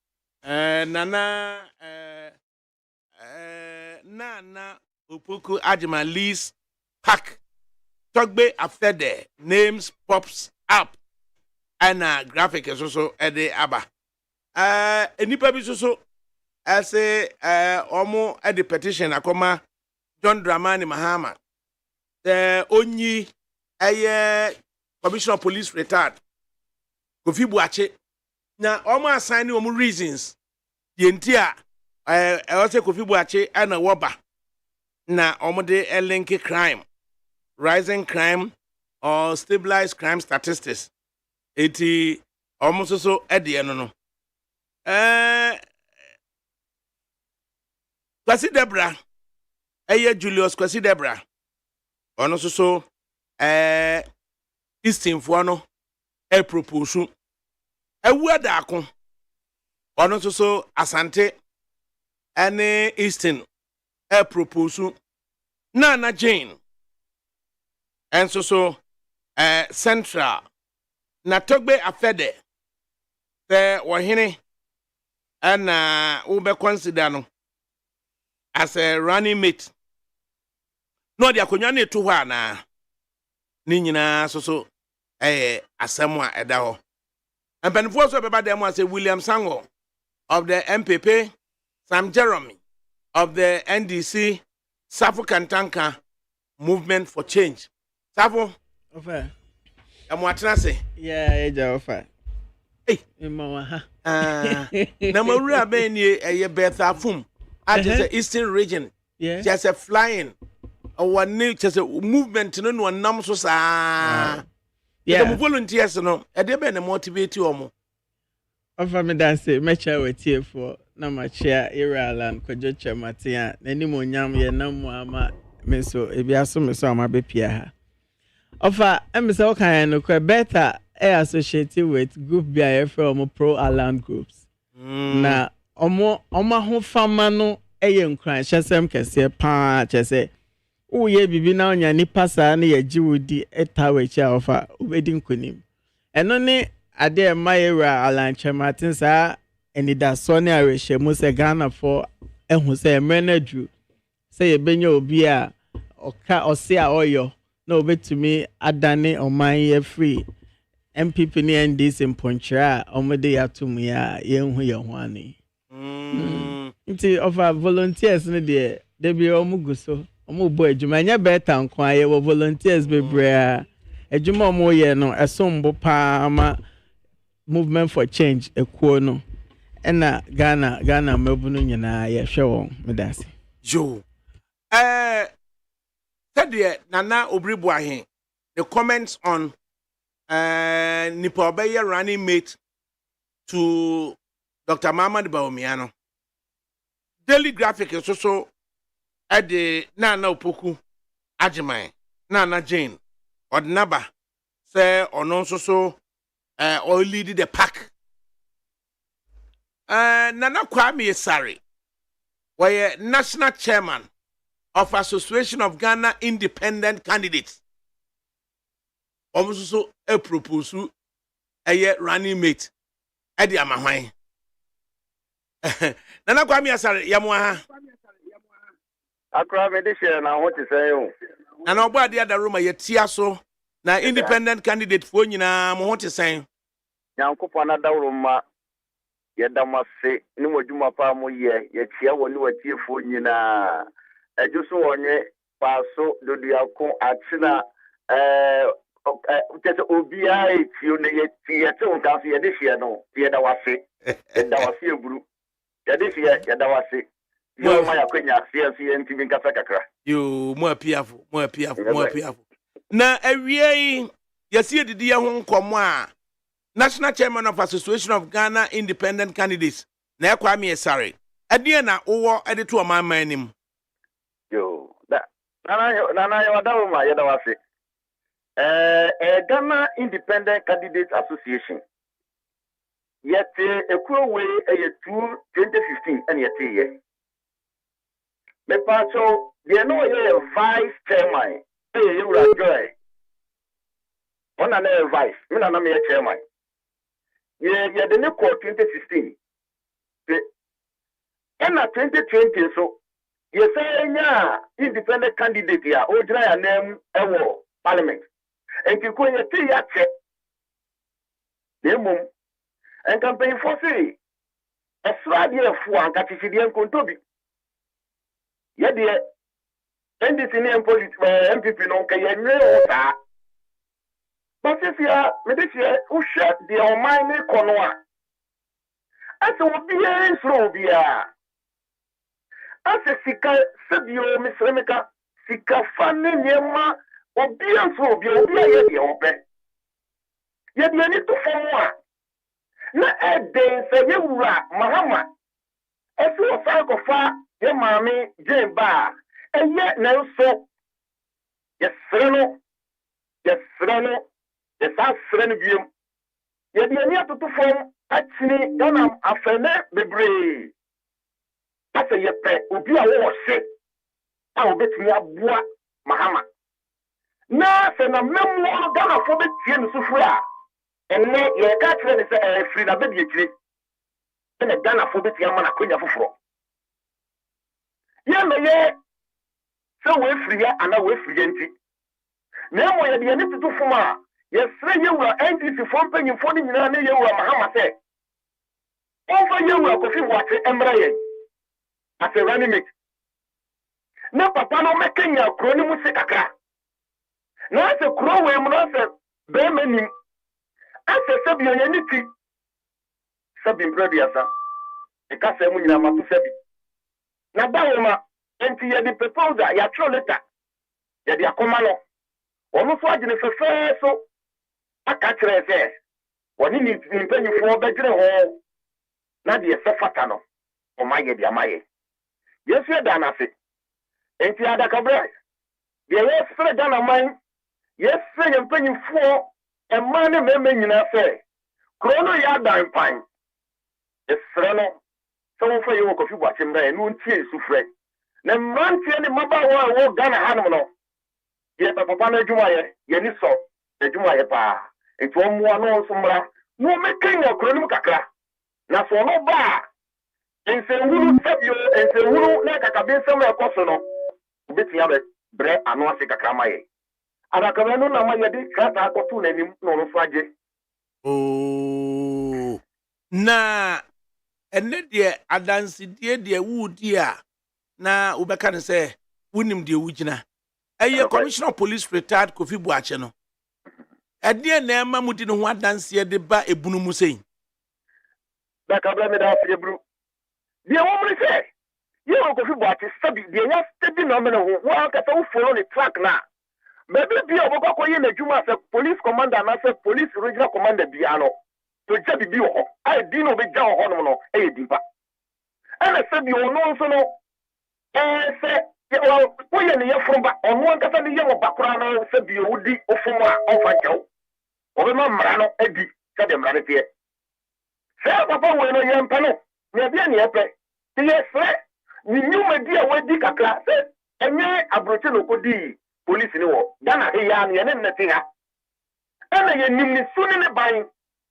ana ye nim no asen do betumi ari ni de ontumi nye enti ye fre NDC fo mpanyi fo se ye wa Kofi Buache se emre bia chekere no se wontumi ni o mampania wontumi ni o mambegya be de kire bia eni ye fre wo enti bi ka se enka sura de fo anka tigire enka ye tobi nanso ye de adesere na etu omanim omo fe ye Kofi Buache ma na Ghana man no e ya dampan ati ye ni panyini wa bia ye de ope ombra no be boa ye na Ghana man no a e dampan no edie na Kofi Buache commissioner of police retired wo be ye ama Ghana no afantuma pa bi efra adaka me sada wase biu obusa kwhye pa de wo be ye ni nyina ne se obetiatia na dwuma ye yenim se de baabi a fa we fa ha ye se obetimi tiatia loot post dia adedam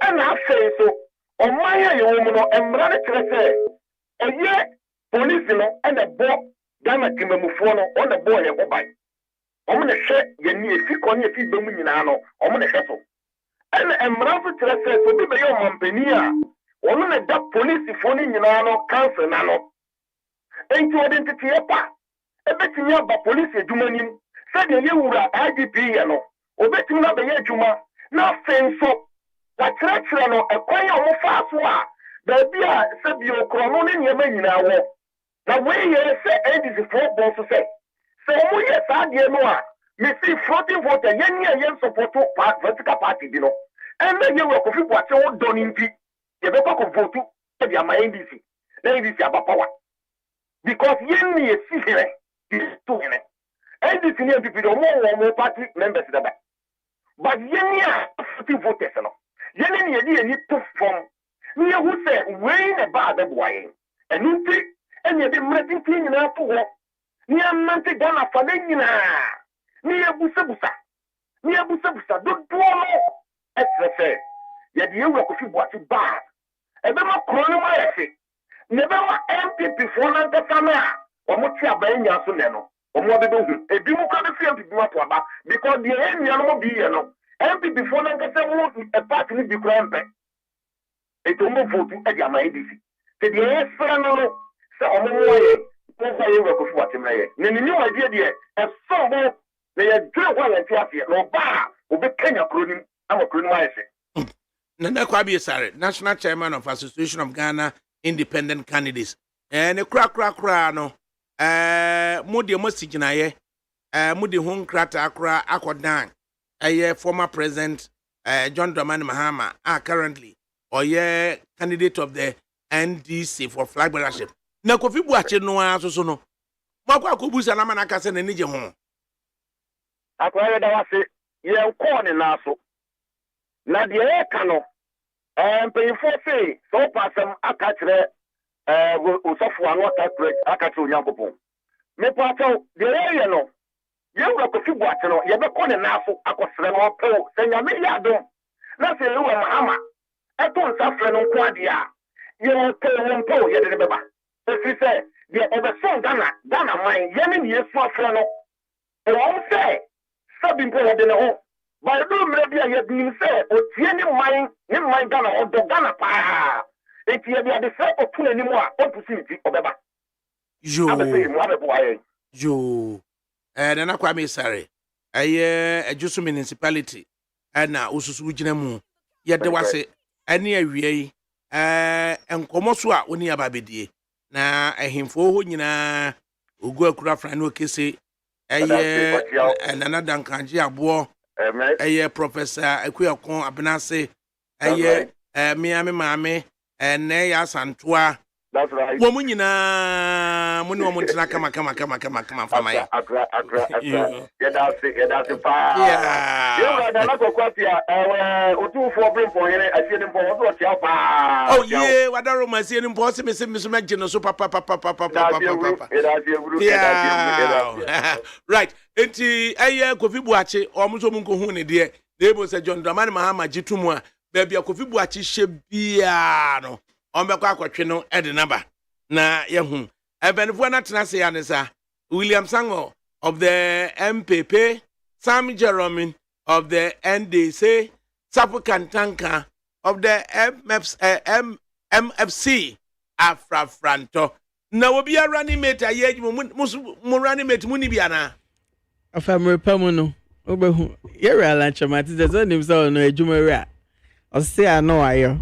Inti emrepamu no odi ni running mate baba betuja. Odi running mate baba betuja. And running mate odi vote baba. Definitely. Na odi eni da so baba Ghana man. Right. Nene nipa ni bi kan say Papa John Kofo ese wadompe Alan.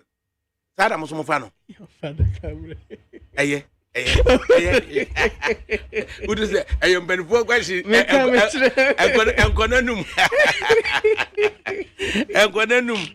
Sam, Yamu Atnasi.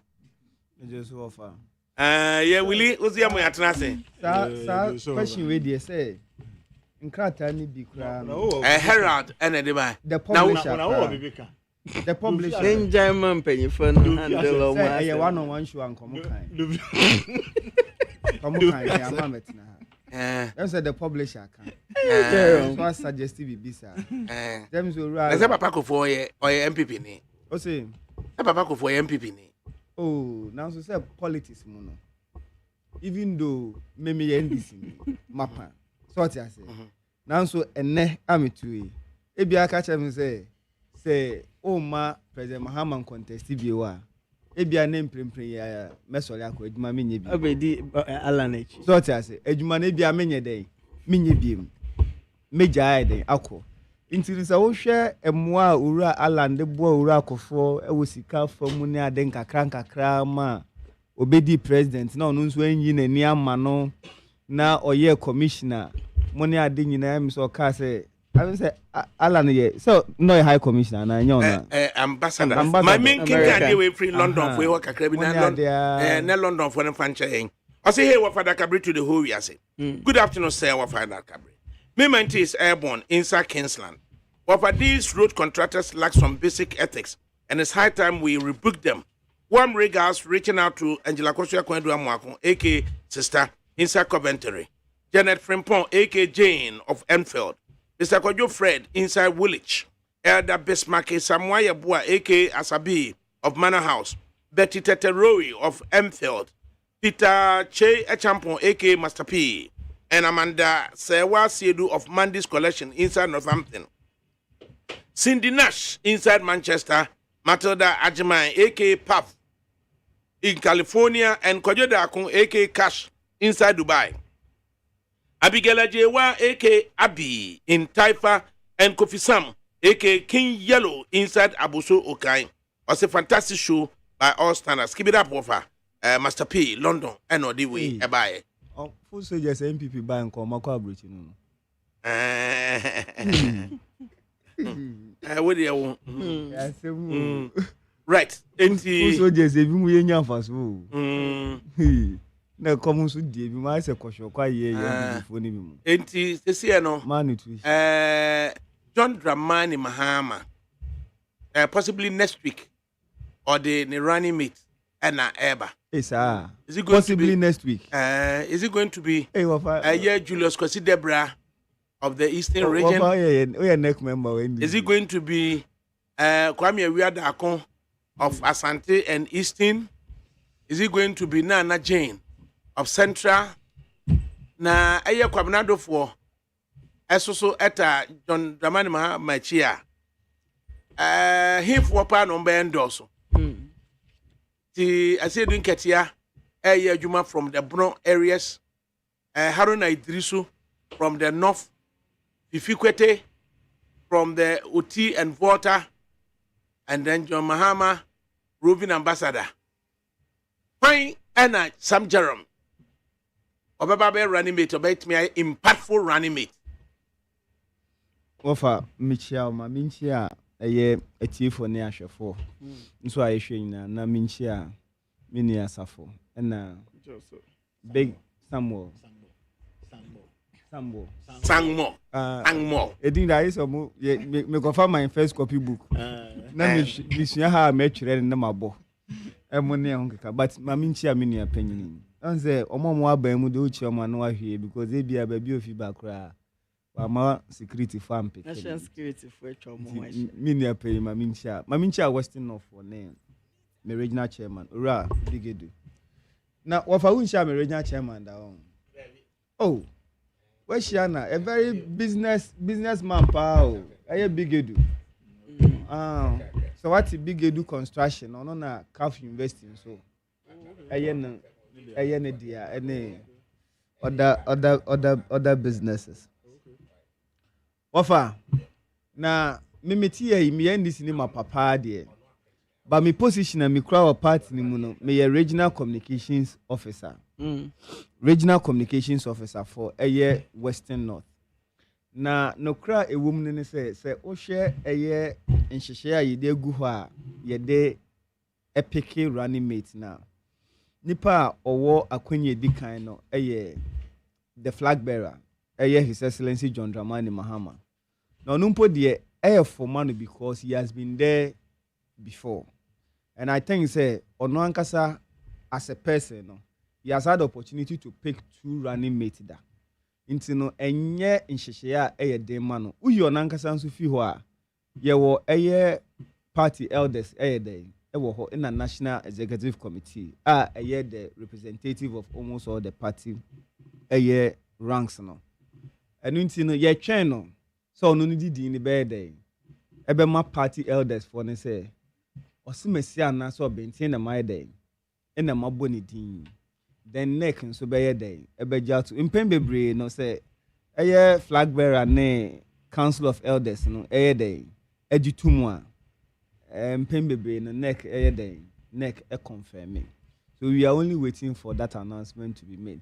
Last elections yenya kwenya as regional communication officers ma netin ho kakra bi den HN for the last elections into no oni edi nkomo Saturday any Monday ni share or party office no there then or the 2 jim but proud to so better deny say wamaye nye ho popoye kakra ihu ni pakra intino intentem so no say the communication department was the first department to even issue a statement congratulate ye maame prof de wo ho but this time around so no enhye anya ade bia so bibia what I say but it doesn't lie in my mouth.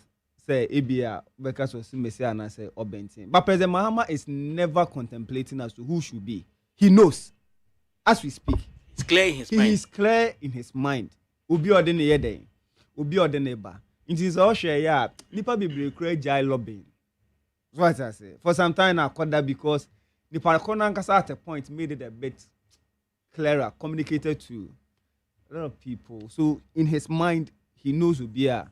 Or the neighbor. We are only waiting for the formal announcement. Oh, me nim. You understand? Wouldn't him, but we are clearing his mind. Oh, he's clearing his mind because he's not confused. What home ye day? Also, what home ye day? Oh, say, Yanko Ponko bet me the one day above you as in the movie. But they be an your year then, or yeah, and I'm boy. And only just say he doesn't have the power saying Casada no bit maybe be. But he was doing things methodically. He said their method is for your near man. So what I say? It is next week. Yamiya Dumwa na or the bar and young one will be asa. Oh no, I'm not so sure. Say it didn't the bebano. Because I wish say NDC tradition no. Yeah. JJ Rollins odi kan ne aka akoi. Yeah. And we change aka na odi Professor Mills by. Yeah. Professor Mills so by odi kan e de koi. Mumuni. Martin Martin ABK Amidu. Yeah. Ansana Mumuni. Amidu Achiro odi Mumuni ekro. Not the And president. after odi Mahama eso so ebae. Yeah. Mahama enso so ebae no. Emisata. Odi emisata. Ana emisata achire no. Ode prof. Odi na na Jane ebae. In line with NDC tradition. So omo ko no mo enwini a usually on repeat running mate no. And at this time there obe back the trend. Na make us say meaning say eno no ye a traditional because you bet me at the elucidations and as explanation as to what occasioned young fan say President Rollins ne His Excellency Corkins na Kadia isi. You could see say there was this kind of friction between the two gentlemen. But what I say, there was some kind of friction. And the position of the vice president, so according to Article 64, no, and also was security of tenure because the vice president is the only position the president cannot change. Only in Yajin you cannot sack the vice president until say Munamo 4 years now a day. Asun. And then if you contest now nominating a bill for the position of a running mate, that is fine. So I don't know it will certainly be on any Yajin there. So you don't expect the person. And in fact, he became a running mate to an opposition party. But what I say, so obviously now want to mean present such a person for an election. And Ura Martinami do DNA, Ura Mumuni DNA, subsequently President Mahama so DNA is highly dependent on President Mills, what he wanted to achieve. So you cannot say same for President Mahama. And until I say Osha, the back stops with President Mahama being the flag bearer, and then they say, oh no, I bet you this is the person I want to go with. Then the Council of Elders, paying for a party, would also say, oh, okay, Bia, or Smithson, and I see Bia, that is fine. He or she represents a certain constituency amongst the electorate in Monet Honke Council. So, Maminye interview back on Emra. You see, S.I.A. Clara, 3 major candidates in the person of John Dramani Mahama, Dr. Mahama Dubaumia, Alan Kojuche Matine. In terms of Omo vision, Kojuche Matine had the Great Transformational Plan at the ABA, and President Mahama a 24-hour economy ramping up production by bringing in more persons into the employment. I mean, it's a basket. And then also export-based economy. Dr. Mahama Baumia also about Dr. Mahama Baumia also didn't vision about making it clearer, say digitalization and odeko. Now we yani Professor John Gachi, he is a professor at the University of Cape Coast. He's also a lawyer. And to me, Professor Gachi, good afternoon. Good afternoon. Prof Nampacho, what you saying? I'm fine. Good. Prof, are you clearer as to what Alan Kojoche Martin stands for in terms of his vision? What John Dramani Mahama stands for as to his vision, and what Dr. Mahama Baumia stands for as to his vision? Well, I've not listened to Alan Chemate that much, so I will not be able to summarize what he stands for. The only thing I heard him say the other day was that he has never been corrupt and he will not be corrupt. That is the thing I heard from him. And then he tried to portray that he was the one in charge of the industrialization project of the government. So that is how far I can go about his vision. And that of John Dramani Mahama and Dr. Mahama Baumia. Well, because John Dramani Mahama was the president before, he managed the economy. He has done a lot of things for the economy. And then he has proposed some policy measures to drive his agenda. It's very clear to me what it stands for. Then Dr. Mahmoud Bawumia has also articulated what he stands for, except that there are challenges regarding how he portrays himself from the government that he works with, and then some other policies that the government stands by strongly, even though the opposition leader indicated that he would change those things, but his government said no, they cannot change it. It's not possible. Now he single-handedly says that he will change. So we don't know who to believe in this discourse. We would give you the opportunity to further tell us more of what you think Dr. Mahmoud Bawumia taking a course other than that, what the present government, of which he is the vice president, is undertaking.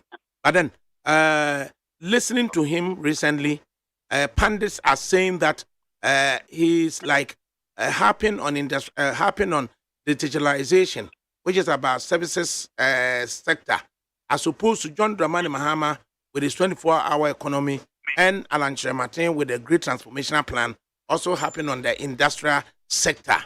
So, if that is to be taken serious, happen on the industrial sector and happen on the services sector, which of the two would you say our current challenges would require us to fashion out? Well, I will answer what is the best approach. Mm-hmm. The best approach is that we have what we call the economic sectors. Then we, by that, we are talking about production, we are talking about agri, we are talking about trade. Those are the economic sectors of the country. Mm-hmm. The economy generally is segmented into services, agriculture and industry. So if you are managing the economy, you should have a grasp of all the sectors. You shouldn't single out one to be what you would be your mantra for the economy. That approach is significantly wrong, and we shouldn't encourage that. The economy needs to be approached holistically. That is my view. So you cannot say that digitalization is what you will be focusing on. In fact, digitalization is only an enabler. Digitalization is not about agri-production. Digitalization is not about, industrialization. So when you look at it from that perspective, I believe you will be totally wrong. Digitalization is a process. It will start from somewhere. In fact, sometime by the time you finish, that process is obsolete. Another one has come to be. So that is how it is. Previous governments have undertaken digitalization before. At the time the technologies available, that was what they were deploying. At this time, there are other technologies available, far advanced. So anyone who is managing the economy will want to deploy that. But that does not mean that digitalization is something when you pursue it, the economy will grow, agri will be flourishing, industry will be flourishing. If that were to be the case, then the digitalization that Dr. Bawumia has been talking about would have solved the industry problem, would have solved the production problem, in fact, would have solved all the economic problems that we have. But that is not how you look at it. Would it surprise many, the approach by which Dr. Bawumia is going, of which you appear to differ? Well, I don't know the many you are referring to. Some of the many will be on his side. So definitely, they all want to continue to be in government. So them, whatever Bawumia says is the gospel truth, and that they will be by him. So those are not what we used to have an economy which is run only by digitalization? The answer is no, and that is factual. That is factual. We cannot run away from it. But at least if we are to go back the days before the IMF coming in, the state of the economy by which we needed that balance of payment support and then brought in the IMF in. If we are to come out of the IMF program, is it about digitalization that will take us further, or industrialization that will take us further? That is why I say it's all the sectors put together: the services sector, the industry sector, and the production sector. Those are the things that we should galvanize our efforts to drive. It is not only about digitalization. Digitalization, I say, is enabler. It's enabler, and it's a process. Yeah. So if you pick it as if that is what the economy is about, it means that you have missed the point. In fact, I am repeating again, if that were to be the case, when Dr. Boyd started talking about digitalization, then most of our economic problems would have been solved. Unemployment would have been solved. Production inefficiency would have been resolved. Industrial inefficiency would have been resolved. But it is only an enabler. If you don't focus on other sectors of the economy and project them, you cannot bring about what Ghanaian economy needed to deliver to the people of Ghana. So, in effect, if we are to talk about moving away from taxation to production, it may not be enough just to be happening on digitalization. Then digitalization would have even solved the problem. Even the digitalization we're talking about has not been able to create the efficiency we need in revenue mobilization. The digitalization we are talking about has not been able to, identify economic activities by individual persons in the country to contribute to revenue mobilization. What kind of digitalization is this that is not able to identify economic activity? When we were bringing Ghana cards to this country, the idea was that we will link the Ghana card to the extent that when students are going to school, they don't generate, the schools don't generate index number, so to say, but they only predict upon their Ghana card. They only add that number to their Ghana card. That becomes their index number. What we were envisaging is that when people go to bank, they are only going to add some numbers to the Ghana card. That becomes their bank account. When we were talking about digitalization, we were thinking about how we can use our Ghana card to identify the economic activities and payments that have been made and received by individuals for the purposes of taxation, for the purposes of controlling security and the rest. But we have not seen those things. So when we are talking about digitalization and the focus for the Ghanaian economy, we have not focused on what digitalization should be doing. In fact, when we talk about robotics and these are technologies that have been developed for us to deploy, to utilize. So choosing to use technology which are available does not mean that we are doing something so extraordinary. Coding. Primary school students are doing coding, especially in the private schools. They are doing coding. They are studying all those things. So we are not actually doing what we're supposed to be doing, but we are only making too much noise about digitalization. I think we need to focus and do what digitalization does for any economy. If we go to Kenya, so many years before we started our process of integrating technology into most of our activities, Kenya have been using that already so much in M-Pesa, etc. Tanzania, etc. They are far ahead of us when it comes to these things.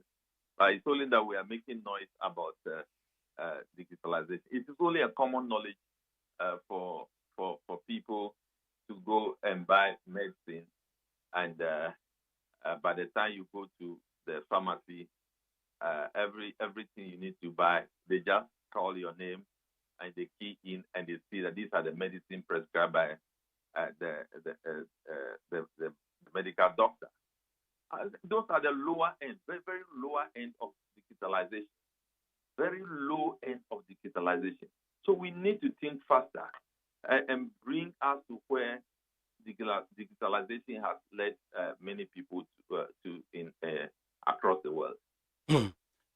Professor Kachi, just before you go, Dr. Muhammad Baumia, at the time last November, he was elected as the flag bearer of the NPP. In his acceptance speech, indicated he had his own vision and that he was going to articulate same.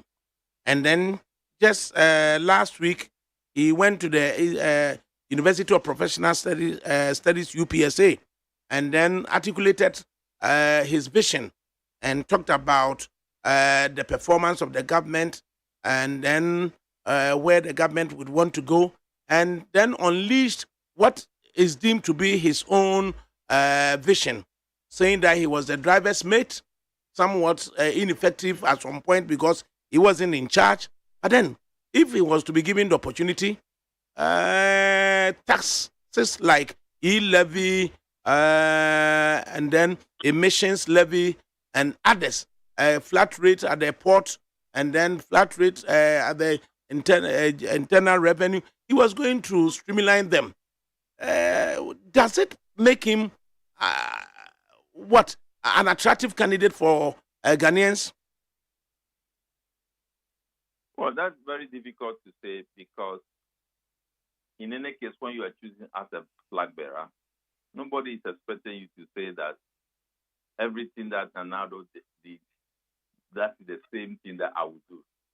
Nobody is expecting you to do that. And if there is any vision so different from the current government, it should be clear to us.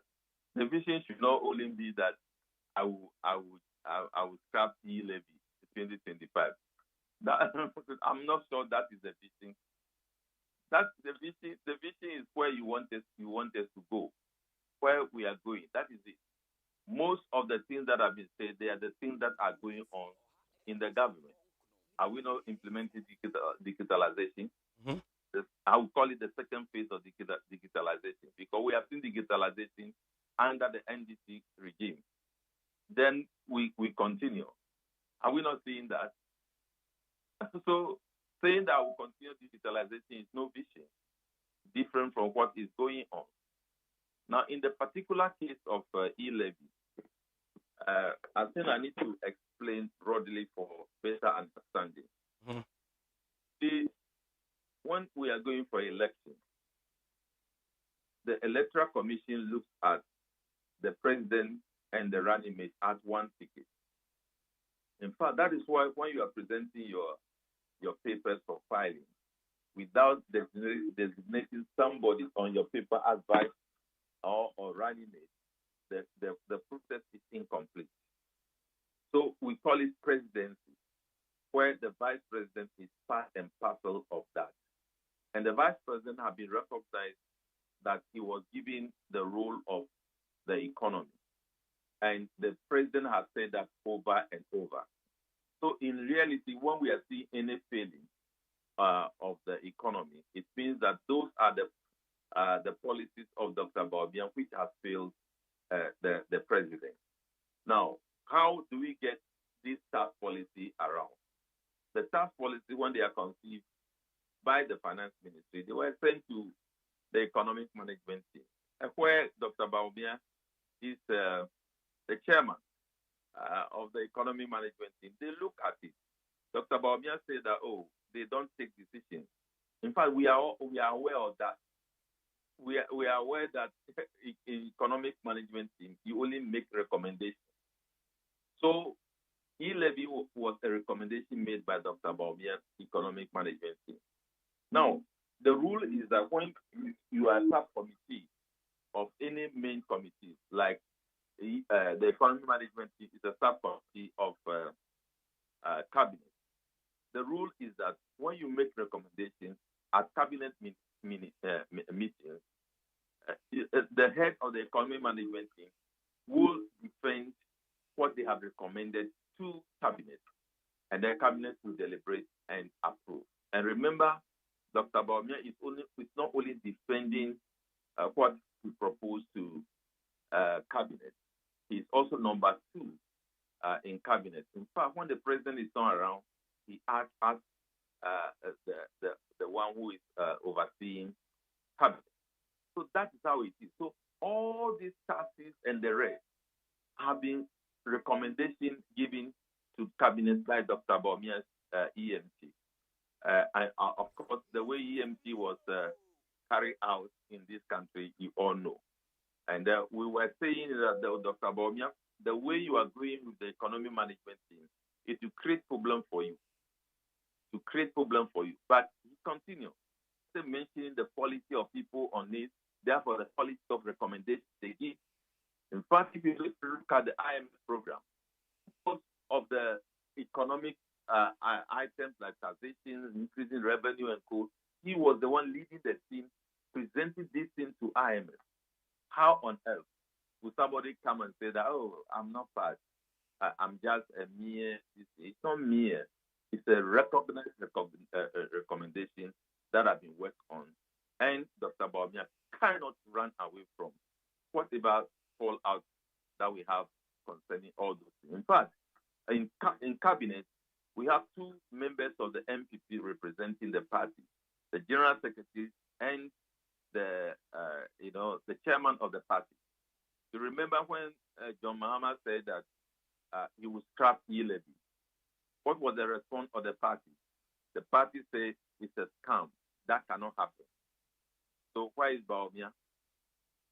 So it's very difficult to cut him off from all the mess of the economy, and for him to only claim what seems to be the success of the government. I think that creates a credibility problem as to whether you are consistent, as to whether you can be trusted. Because just recently, John Mahama said that I will scrap e-levy when I come. But the one who recommended the e-levy said it's a scam, you cannot scrap it. But that same person comes today to say that I will scrap it, not today, but after they have voted for me, then I will scrap it.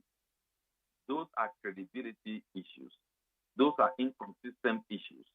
So we understand governance of the country, not somebody who will come and tell us that this is how you should see it. No, we will not see it that way. We will see how it is conceived and how it is implemented practically. Dr.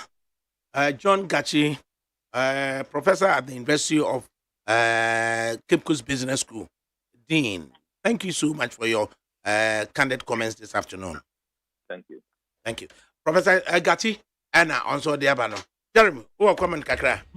Oh, near Prof. Kayeno. Migidi say, no. In fact, say, any modicum of understanding in relation to finance and I say economics, their opinion can be there. Because Osha, or you should say, Oba economy more. Abino. When we talk about fiscal policy in terms of government expenditure and revenue in terms of taxation money are there, it is directly under abide through Ministry of Finance. And then the monetary aspect of it, and I say monetary policy, which is the responsibility of the Bank of Ghana. We munina yen krofwa omuye adwuma at the behest of the president, because president na oyeden or appoint you.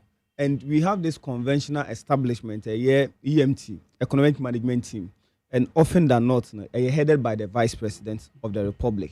It was Uncle reporting to the chairman of the committee, which is the Vice President.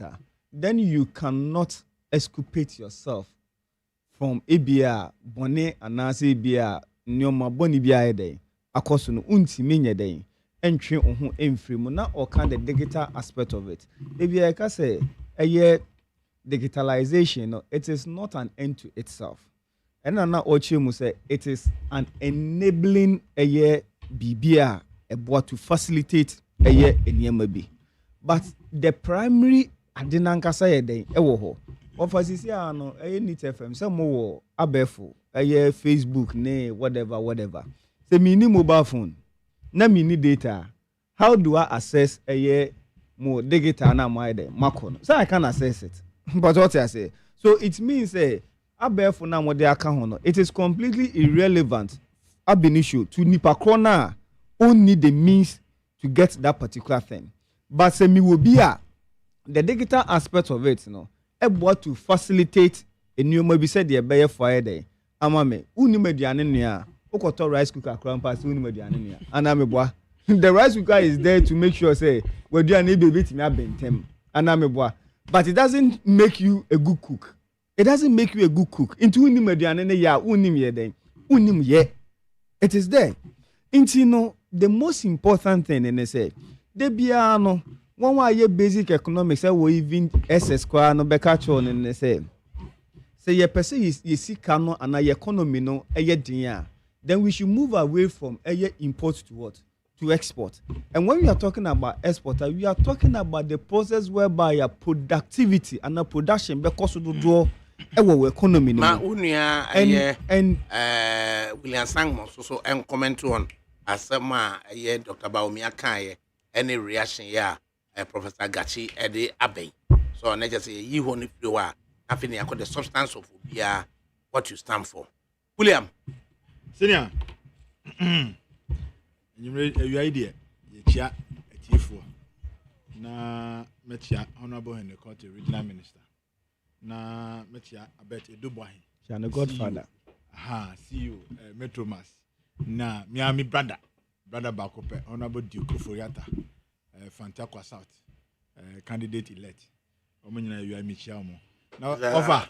My by idea. Now, only am baby or Odumasi Krobo, and then the birthday. Okay. Until me catch himself, also be per time. Now, me know Yaba Honor, Robert Slamo. Until your friend of Vivian, or your member of the loyal ladies, Odumasi Krobo. Vivian, you are the baby will be a Yami on show.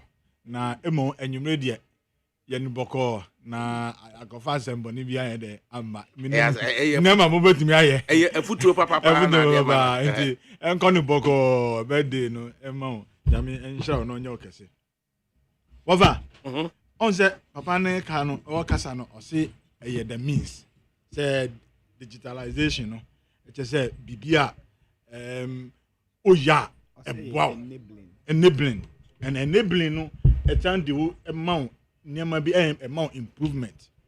And say all cano near na Dr. Baumia air can say because of many TSC and Ghana oko your friends say local assemblies now.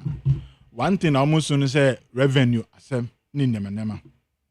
And then me know kasa because of digitalization Dr. Baumia edina one die jima air calling say Ezia onim say ECG kra mo ba be ye ma be start bibia over say uncha property bill over untimi nkoto ECG enti property rate say be bia onim bi tani bo no ho no say muncha property rate it say ECG kra le untimi nto so it means say wa wo ho no we be make sure say property rate no o be akotia enya fe na obi ba be for so didindi say ye ba be ye o say enti it means say on that score no local authorities no say wait me dey enya revenue e dey aboa oman no wofa ena me no kasa yi no those days anajo odana electricity sa anajo a wofa na akoya asem fifre betu sa na why den oda so ya no pa but then because of digital enti ena otimi da bed so 12 am eno a me dey sign no 12:30 am there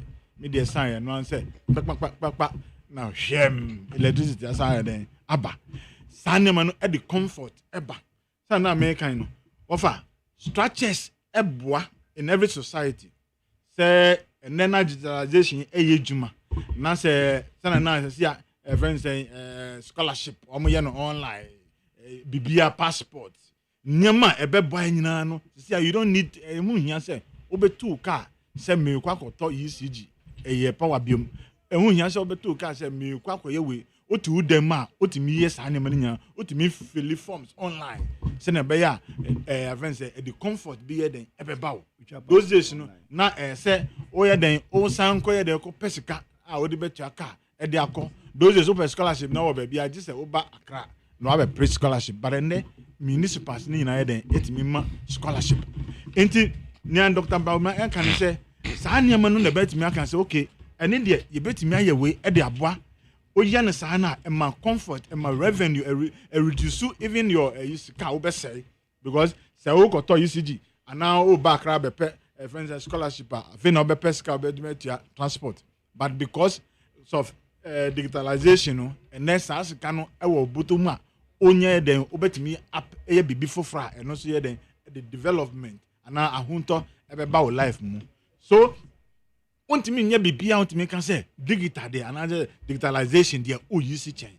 and no na be more improvement and no na be bibia o ye bia na be biem and na yeti I say no ye be do higher starting program offer and na me twin ye na madam for this person tie ba bibia o ni o no radio ni ho offer me twin me ko online na me twin ye na me forward man no and no so ye den e hwe ye me no ka say ya no o hwe ye so eye niam bi a emma improvement aba abrabom e de ahunto ye de eno so eba enti digitalization there look obetimi asi say na menu kan no o say factory say na omo kan say omo ba be ye events 24 hour menu e kan wansem no ofa omo kan 24 hour production nso won fa omo kan kire say ye say ne ye kwakoto ade no say wa produce 20 tons no hwan ne hwan no na omo to because wofa o produce it doesn't end there.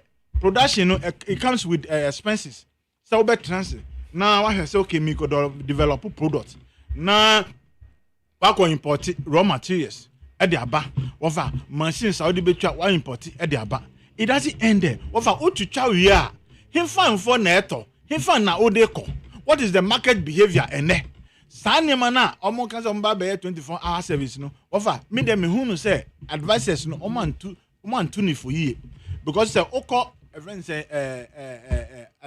market say ana ebia even say efa friends say abakan junction ha nipa 20 na wa ha nipa 20 na wa ha no this way e wa ha all market dada enti so also ma be the same product it means say you must look at say ave this way product and I say the customers and only this way e ba be kun so it means say the market is just not there. So we can say me increase production keke. No, in manufacturing, you produce keke. Before we produce now, you go and look for demand. Now who demand now? What are you going to do just to make sure say, products now, produce no.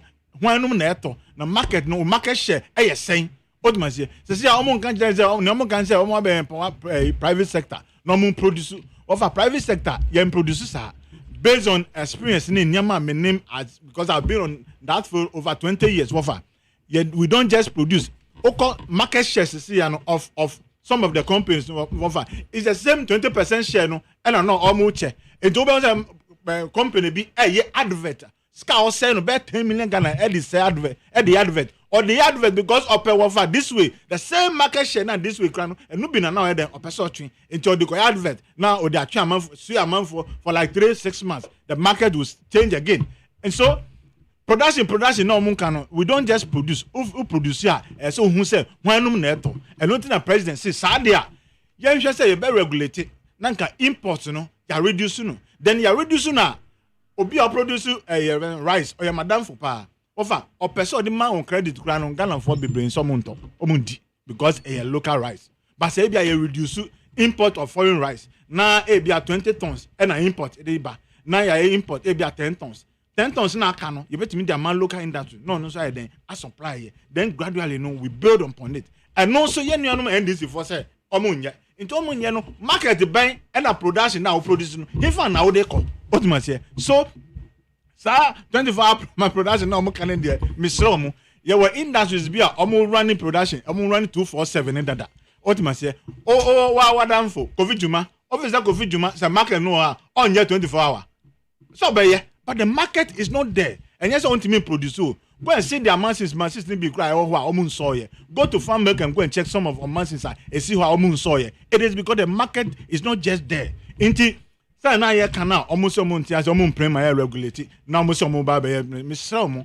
nko check omo nko survey companies omo product our say omo san be transport e dey akọ east region and so omo akọ say no na wo dey conclude over na me yan say wo be send to per truck 15,000 and say transport you product I say wo akọ say no and so wo be 15,000 per truck and so dey akọ enti ni awon mo kan say production dey offer enye juma sao omo mra na ye ni omo trans ni en chechire omo chire omo ni ehwe me mom friend said experience na wo abontin honom no ye chire omo san net you don't just produce producer e be boka na company be collapse William Samuel of the MPP and watene no earlier on Sam Jerome of the NDC utin but for now the South African Tanker movement for change afrafran to me ntio offer me that say Eddie Ofanti Ade professor Yekai Emma Menije because in some way they be me betina ha make no me who say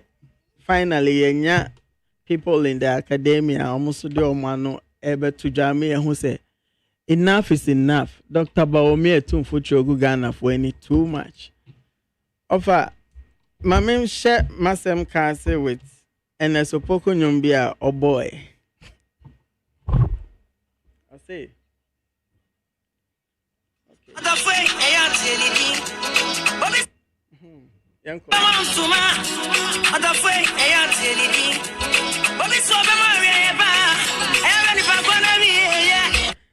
Offer me that say. I say okwatre kwase obema ontuma eya tie ni din. Obi se obema we pa e ahwe nipa ko na wie papa ya all promise ye say obebi enjuma mame kan ne master plan or so the baby enjuma wo ono ane policy we are the buy. I say in collaboration with the private sector we would train at least 1 million youth in IT skills, including software developers, to provide job opportunities worldwide. Worldwide. Yeah, so, because a former general secretary, John Bodu, okay, say, Ejuma Bebusu, may be important for yeah, about me, a quiet the baby and Jumama, nurse near where we are Juma onye Jumanye. Teacher near or tiffy onye jumanye, mason for doctors, administrative graduates, all kinds of expertise. I almost free university. I bet na fee. Na kwanya odi baby a juma mom say odi emu 1 million na kwa kosia IT skills. Offer say they be asama me bet na America no. And the professor no can ye pa say IT na all can digitalization only an enabler. You see, unto me, emfa a load, enkosi ponko enim. I expect to say load in be move. I was say, with the load no echichire or ponko nechi na ponko ne nantia load in swaba. But here about me, I dear friend of pragmatism. Ira ewo ni susu yemu. Ono de, I see, yeah. Remember in your production no home common infant to baby productivity in that baby. Now you how well we produce using digital platforms, which is so wrong. On my be a ensheshe mono. Utumi who say if we back one sania commune development is in stages. I was say akwara class 1 and sanwa class 2 and sanwa class 3. Yeah, why they friend of first industrial revolution and then your fourth revolution. Now first no yenya na right then na yede ho kototo abrofo a omo use artificial intelligence and all this digital mainstreaming. It make us say okay, yenso ye dru nti yenso ye ko. Oh yes, asua tra na wo ye. Eno no emfa ahosane mbre umamba.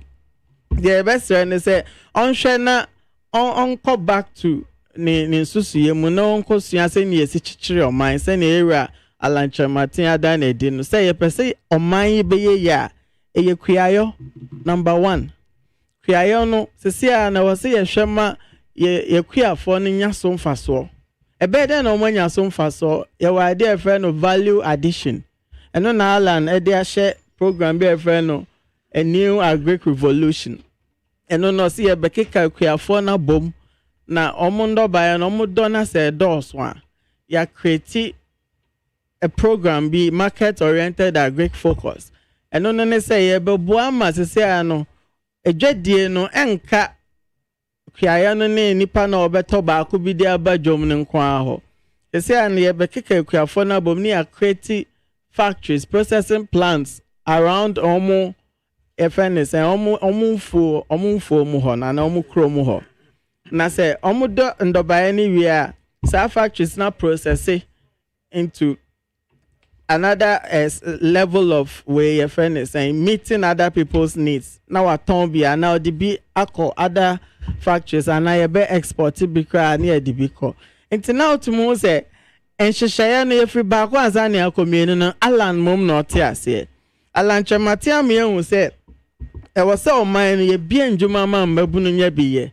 Na say bien juma man babunu nye.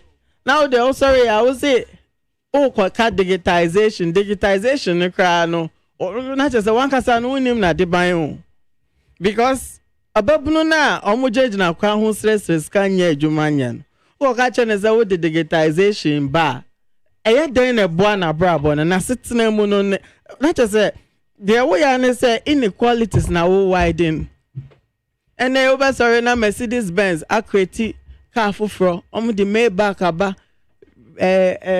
a friend is saying E350 different advancements. Ebe koso sa because omo drew a certain level they can afford to do that. But how does that translate to a hiafo weye maimu no e den no omo benya bi atwi. Omo sitena mu no omo ye den no omo so sikasem atotoye madachi omo so akase ye betobi. San hwehwe sa gap no yewe aba omia onim ekwan obefa so aclose sa gap no inti no sorry na sem nyina na digitalization inti tabi am busa na digitalization no anything o person kire say anything na de buy pan say den na digitalization na discover sebi obi a onye adwuma o wie school be 5 years na onye adwuma da ko ka kire say digitalization I say who di ne ho fel inti ebestre on hwe na on so on kosua so bepe development courses be community development courses be na waya na what say na ese chechire o man ase ye de ya sem nyina ne say ye de papa alande abetu dwa no say Ghana betum pon o se yetumi esesa ye economy ye sikasem no o se esesem ye betumi asesem a a rapid industrial regime na ye ka ho asem say ye be bie ndwuma why be pen one district one factory or the buy eye ninsusu ya or the buy na nko ohwe se ninua a oye mampanyi beboa e the executive power ato aso ama sika ohia ne nhyehyeye ohia no omo beboa ama na koso but ye hu ne sa omo de sika nyina akoye bibi te say napco 70 million every month ni etuama interns meanwhile dia ebebie njuma ma mabunu na nya bia ye ne staff no next thing osiyansisa oman ni sikasem no yenhwe ne yen target ade friend single digit inflation enya no kwa yasa propose say single digit interest rate abebia ye single digit inflation but Alan said the new idea but ye single digit interest rate the be akobobosia owo no ne ba na odaso no enye bebre okay enti yamra na afi no obia wo 5 minutes na sentia e wo se ye de re ehye wo party and so movement ideas am wo no enti o se ye de re him yamra me kan wan asem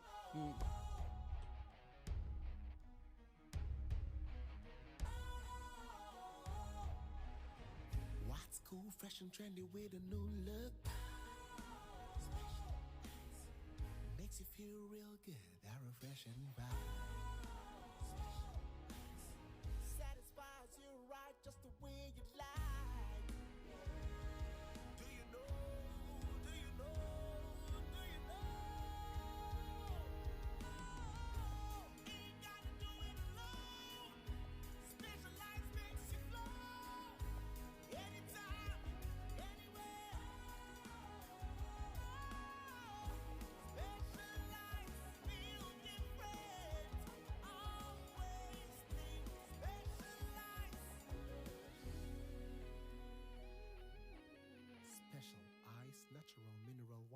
Feel different. Think special. This advertisement has been vetted and approved by the FDA. Hey, catch it. Listen in here. And no man better to the baba no one dear no. Come so to me. Hey, I say, hey, now Becca. Ya John to mammy and Sa Duku, Potomanto. This way chocolate drink. Naka watch. She, Amphibian super renew our renia. This way chocolate drink. Naka, yeah. Oh, I say, we then come on to more. Maybe one wants to share crowd your home. Who had your weapon home. Okasa Batatia at the form one. This way chocolate drink. Catch up a pair, Baba Warrior. Aso, Ye fear said this way chocolate drink, your Soriano pan on the enum. Ye bishop free genome and snack. Ye now one on the several woman. Ye did really a pebibia bog we had yasua. This way chocolate drink in the enum. And at this one, what's Yanua? Has it a woman, cocoa woman, pricky woman, bibia woman. I don't hear any social. This way chocolate drink. You hear any social. FDA, I just said you didn't crack to more to say a ye. He is not good for you. Mami, I get me photo. I get me photo. We need be more about. Jane, okay, Kano. They be another so. I want to know. Maria Teresa, UTV telenovela for Fra Yakofaba. Maria Teresa, eya baba wa ho fefo. Nimdifo, ya wo bode bra e wo krokasie mu. Na so akwa wie se, wo papa akoda afiase, enti wo san ba krase. Ebe hwe abusua dwuma sɛ de ebe ya ebe kɔso na forma ya woda dwuma na no woni nani nhia sei na so adwuma ebetumi akɔso ana wode ho ahi ebe sa akɔninti Maria Teresa me kasa me pesa de no kra ne free go mafaya mu Maria Teresa eye UTV weekend telenovela yesandia ba ye you know efiada memmeneda kwasiada nwumre no ngotwebia ewo UTV so sini Maria Teresa nya daadi na hwabi na namfo ni bi ye kobra abusuafo ni bi ye kobra ebinum ye kakape hwohuye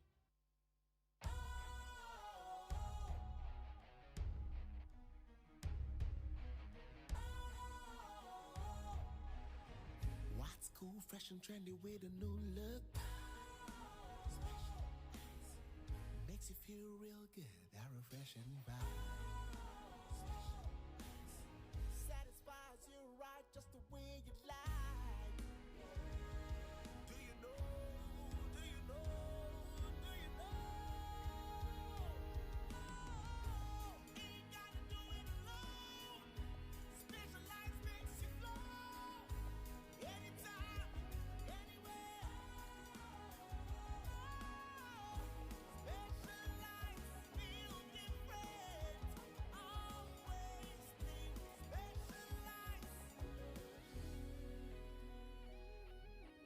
Special Ice Natural Mineral Water. Feel different. Think special. This advertisement has been vetted and approved by the FDA. Hey, catch it. Listen in here. And no man better to the baba no one dear no. Come so to me. Hey, I say, hey, now Becca. Ya John to mammy and Sa Duku, Potomanto. This way chocolate drink. Naka watch. She, Amphibian super renew our renia. This way chocolate drink. Naka, yeah. Oh, I say, we then come on to more. Maybe one wants to share crowd your home. Who had your weapon home. Okasa Batatia at the form one. This way chocolate drink. Catch up a pair, Baba Warrior. Aso, Ye fear said this way chocolate drink, your Soriano pan on the enum. Ye bishop free genome and snack. Ye now one on the several woman. Ye did really a pebibia bog we had yasua. This way chocolate drink in the enum. And at this one, what's Yanua? Has it a woman, cocoa woman, pricky woman, bibia woman. I don't hear any social. This way chocolate drink. You hear any social. FDA, I just said you didn't crack to more to say a ye. He is not good for you. Mami, I get me photo. I get me photo. We need be more about. Jane, okay, Kano. They be another so. I want to know. Maria Teresa, UTV telenovela for Fra Yakofaba. Maria Teresa, eya baba wa ho fefo. Nimdifo, ya wo bode bra e wo krokasie mu. Na so akwa wie se, wo papa akoda afiase, enti wo san ba krase. Ebe hwe abusua dwuma sɛ de ebe ya ebe kɔso na forma ya woda dwuma na no woni nani nhia sei na so adwuma ebetumi akɔso ana wode ho ahi ebe sa akɔninti Maria Teresa me kasa me pesa de no kra ne free go mafaya mu Maria Teresa eye UTV weekend telenovela yesandia ba ye you know efiada memene ne da kwasia da nwumre na ngotwe ewo UTV so sini Maria Teresa nya daji na hwebi na namfo ni bi ye kobra abusuafo ni bi ye kobra ebinom ye kakape hwehuye Neat 100.9 FM Sony. I just 10 minutes to 4. In the studios, Sam Jeremy of the NDC, William Sangma of the MPP, and Safo Kantanka of the Movement for Change. Okay, Sam, same here. I was here, dear Resha John Dramani Mahama, and in the police. Offer, I want to say, if you ask, trust and I say, nuclear is very important. Now, say, Osha in paying for a major two political parties here, Utumu say, Bako, nuclear or Nafa, a chain Bako. The same thing make us and say, Vice President, now binding Konko Wimpono, and ne or say, the Ayenio Mabonini na no. Yen Francois President Kufuado who no mobile farmers running mate. In spite of all the resistance, no, ono no yeden, ono no nka ho. Na emom no, ono no yeden, ono eye kronkron. Say Osha in some Vice President aka proud to elections are. Now even before say meka sa man, wofa say Osha Vice President in some odiko to jana. Now I thought to say Wednesday kasa now kasa and will be an opportunity for him to purge himself of all the in your mabone and I say atrona sebe yes opinion di no, but he further affirmed they say nisu day eno ono di nisu eno na mitietie mu no eye won wa ye politics akọ echi omu mfi akọ anim no omusin painful bebu emu bu is okoton wa no man no sa pepepe because ono ne papa na politically no sa not here say okay kanko for hun senti de bi o power into ono ne papa say CPP aban say okudin tro edito president Mahama papa so na ye pamo president Mahama papa ene ye no eye regional minister oh kwansi no asa kodin tro for it on de ne papa suban ni bi pepe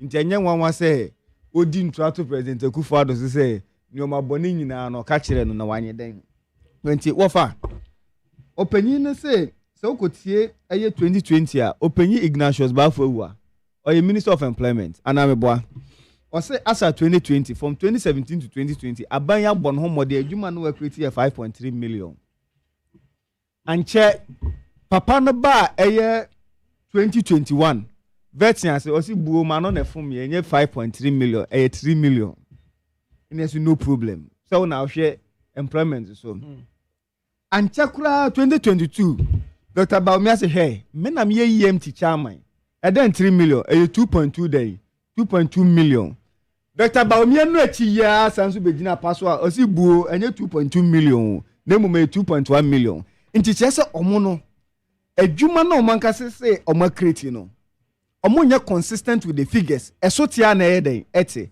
Do you know the interesting aspect 2021 yeah Ghana Statistical Service for a year population and housing census no almost a mobile D from 15 years out to be 35 years so munya jumanye okruma no omo 1.5 million into 1.5 million no create 2.1 million but senka in excess of 600 anameboa now so ene unemployment rate moving from 8% to 14% into na chese Dr. Bawumia chese chronic liar na omoka no e kamia yese se word bi wo chronic nechi a na eyeden na eye papa na say even one kasa wo record no you cannot be consistent with eye o record offer here mobile interoperability money ehun keka Dr. Bawumia anim ho match onim ho match offer proud to say Dr. Bawumia mobile ban mu no na wonye token na untumi generate token fa mobi safo na generate token obi on register mobile money pono na ye generate token enfa nya dey enfa masa ni way back in 2012 way back ye token ma obi way back na ye token edima obi me nya obi adwuma da obi adwuma me ye I work for I think about 10 months ni aka nyina na ye me ankasa madwuma wofa my look 2014 and I'm starting to say me mobile money me link it to me Access Bank then account na me to me withdraw sika from infa from Access Bank to me mobile phone it's in ebane say na Dr. Bawumia say ɛyɛ wɔn no na ɔyɛ the brain behind ɛyɛ saa nneɛma wei. Okay. Unlike ɛyɛ President Mahama, he has been very honest. He said, look, maybe two doom so. I will not shy away from it. Ɛyɛ 1997 ebisi yɛ, even in the 80s ebisi yɛ. President Kofor time me tro wasi. Ɛyɛ from 2006, 2007 bisa obi a tro wasi as at that time. Obi tro wasi. Yɛ the esu ɛyɛ low shedding ɛyɛ den. Ɛwɔ nti esu mu kakra na yɛ de yɛ den. Okay.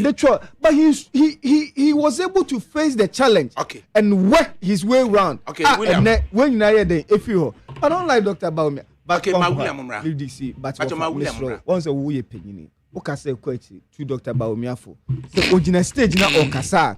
Ni post chanene nyoma oye no. Eguye ni mo ase. William. Wednesday no the real no ye nam ni say akombia tiesi papa no so ne mo ne ade. Ma William mra. I so bad. What is that? Yo. William Sangom. Yes. You're there that you are from Nyawom no say wiase me nia oti hoy ononim say without IT very difficult say nema bebre be konanim enuntina yes enuntina na wo time no without shoe na man dey work no and out on factories na friends former president Nkrumah de man no enye omo no say diversity implementation committee on factories so enuntina na look emre na ye wom no IT and etimi ma nipa den ekonanim weekend na me opportunity na me IT specialist bi look over ADAKABRI IT excel nyama etimi ye no na me ye report bi and na me so onia beboa me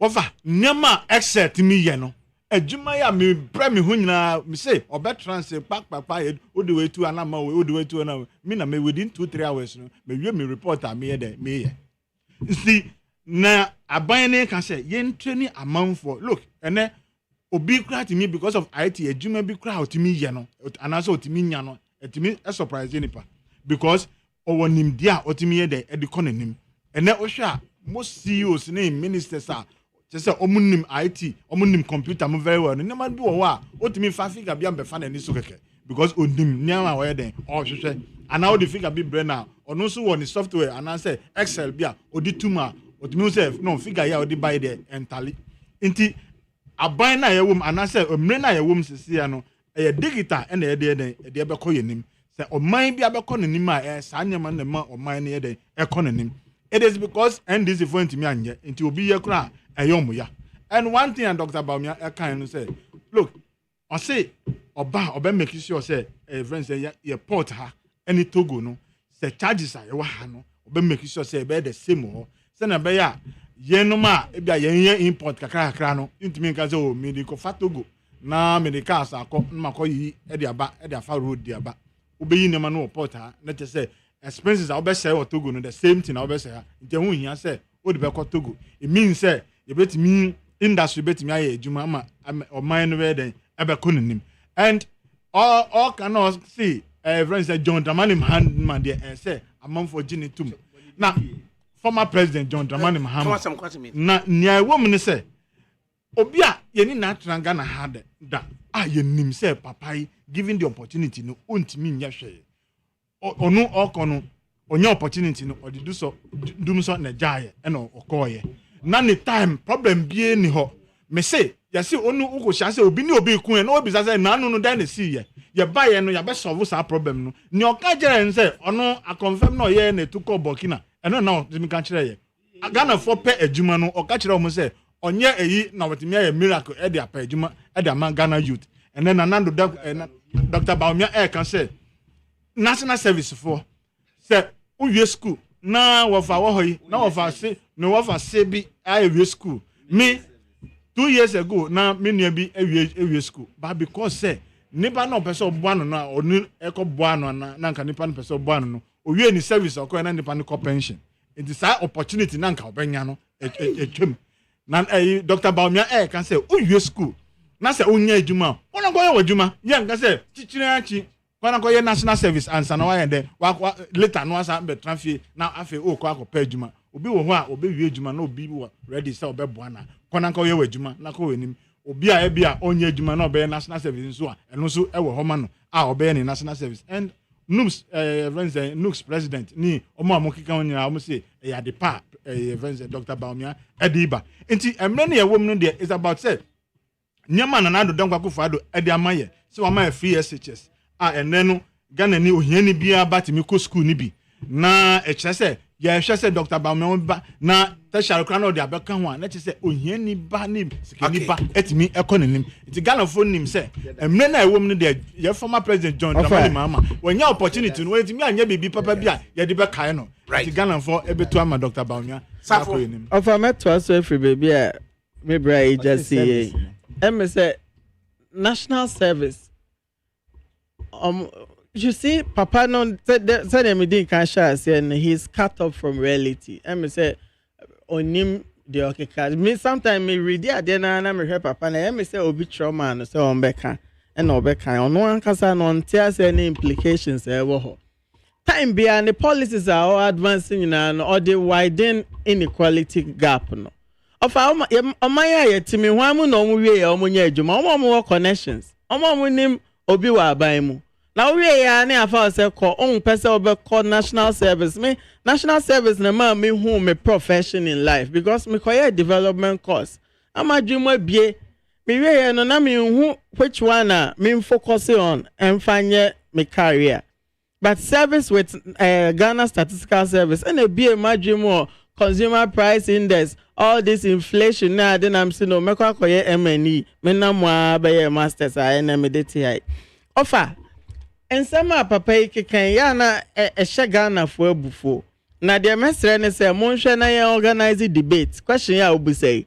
Na yan toma Yera Mahama Baomia, Alaji Baomia, and era alam kojoche Martin na yan hwe se nipa miensa no why na betumi de ne nsese ne buaka se me se ana maye bi pen inti yento aba mame ubon se alaji ba omi anhu de onka because oni hweka Alaji Martin as at 1994 ye boni din se wiase nyina ope nipa oha a che se millennium new millennium a ebe efie mpem efie mpem nim na omo beye akandifo omo beye etitire di enim a Alan kanipa ye bo won din ho okay yan pass da emma Safo Kantanka of the movement for change afrafranto so and Sam Jerome NDC chineye no ansa and William Sangmo of the MPP osono ni nyina no omfancheme e time no aso enti yabasa ehia ehun samesamba but for now there Ulakoku Michael oni Abraham we omo na de be kofi no omo de be ko jojo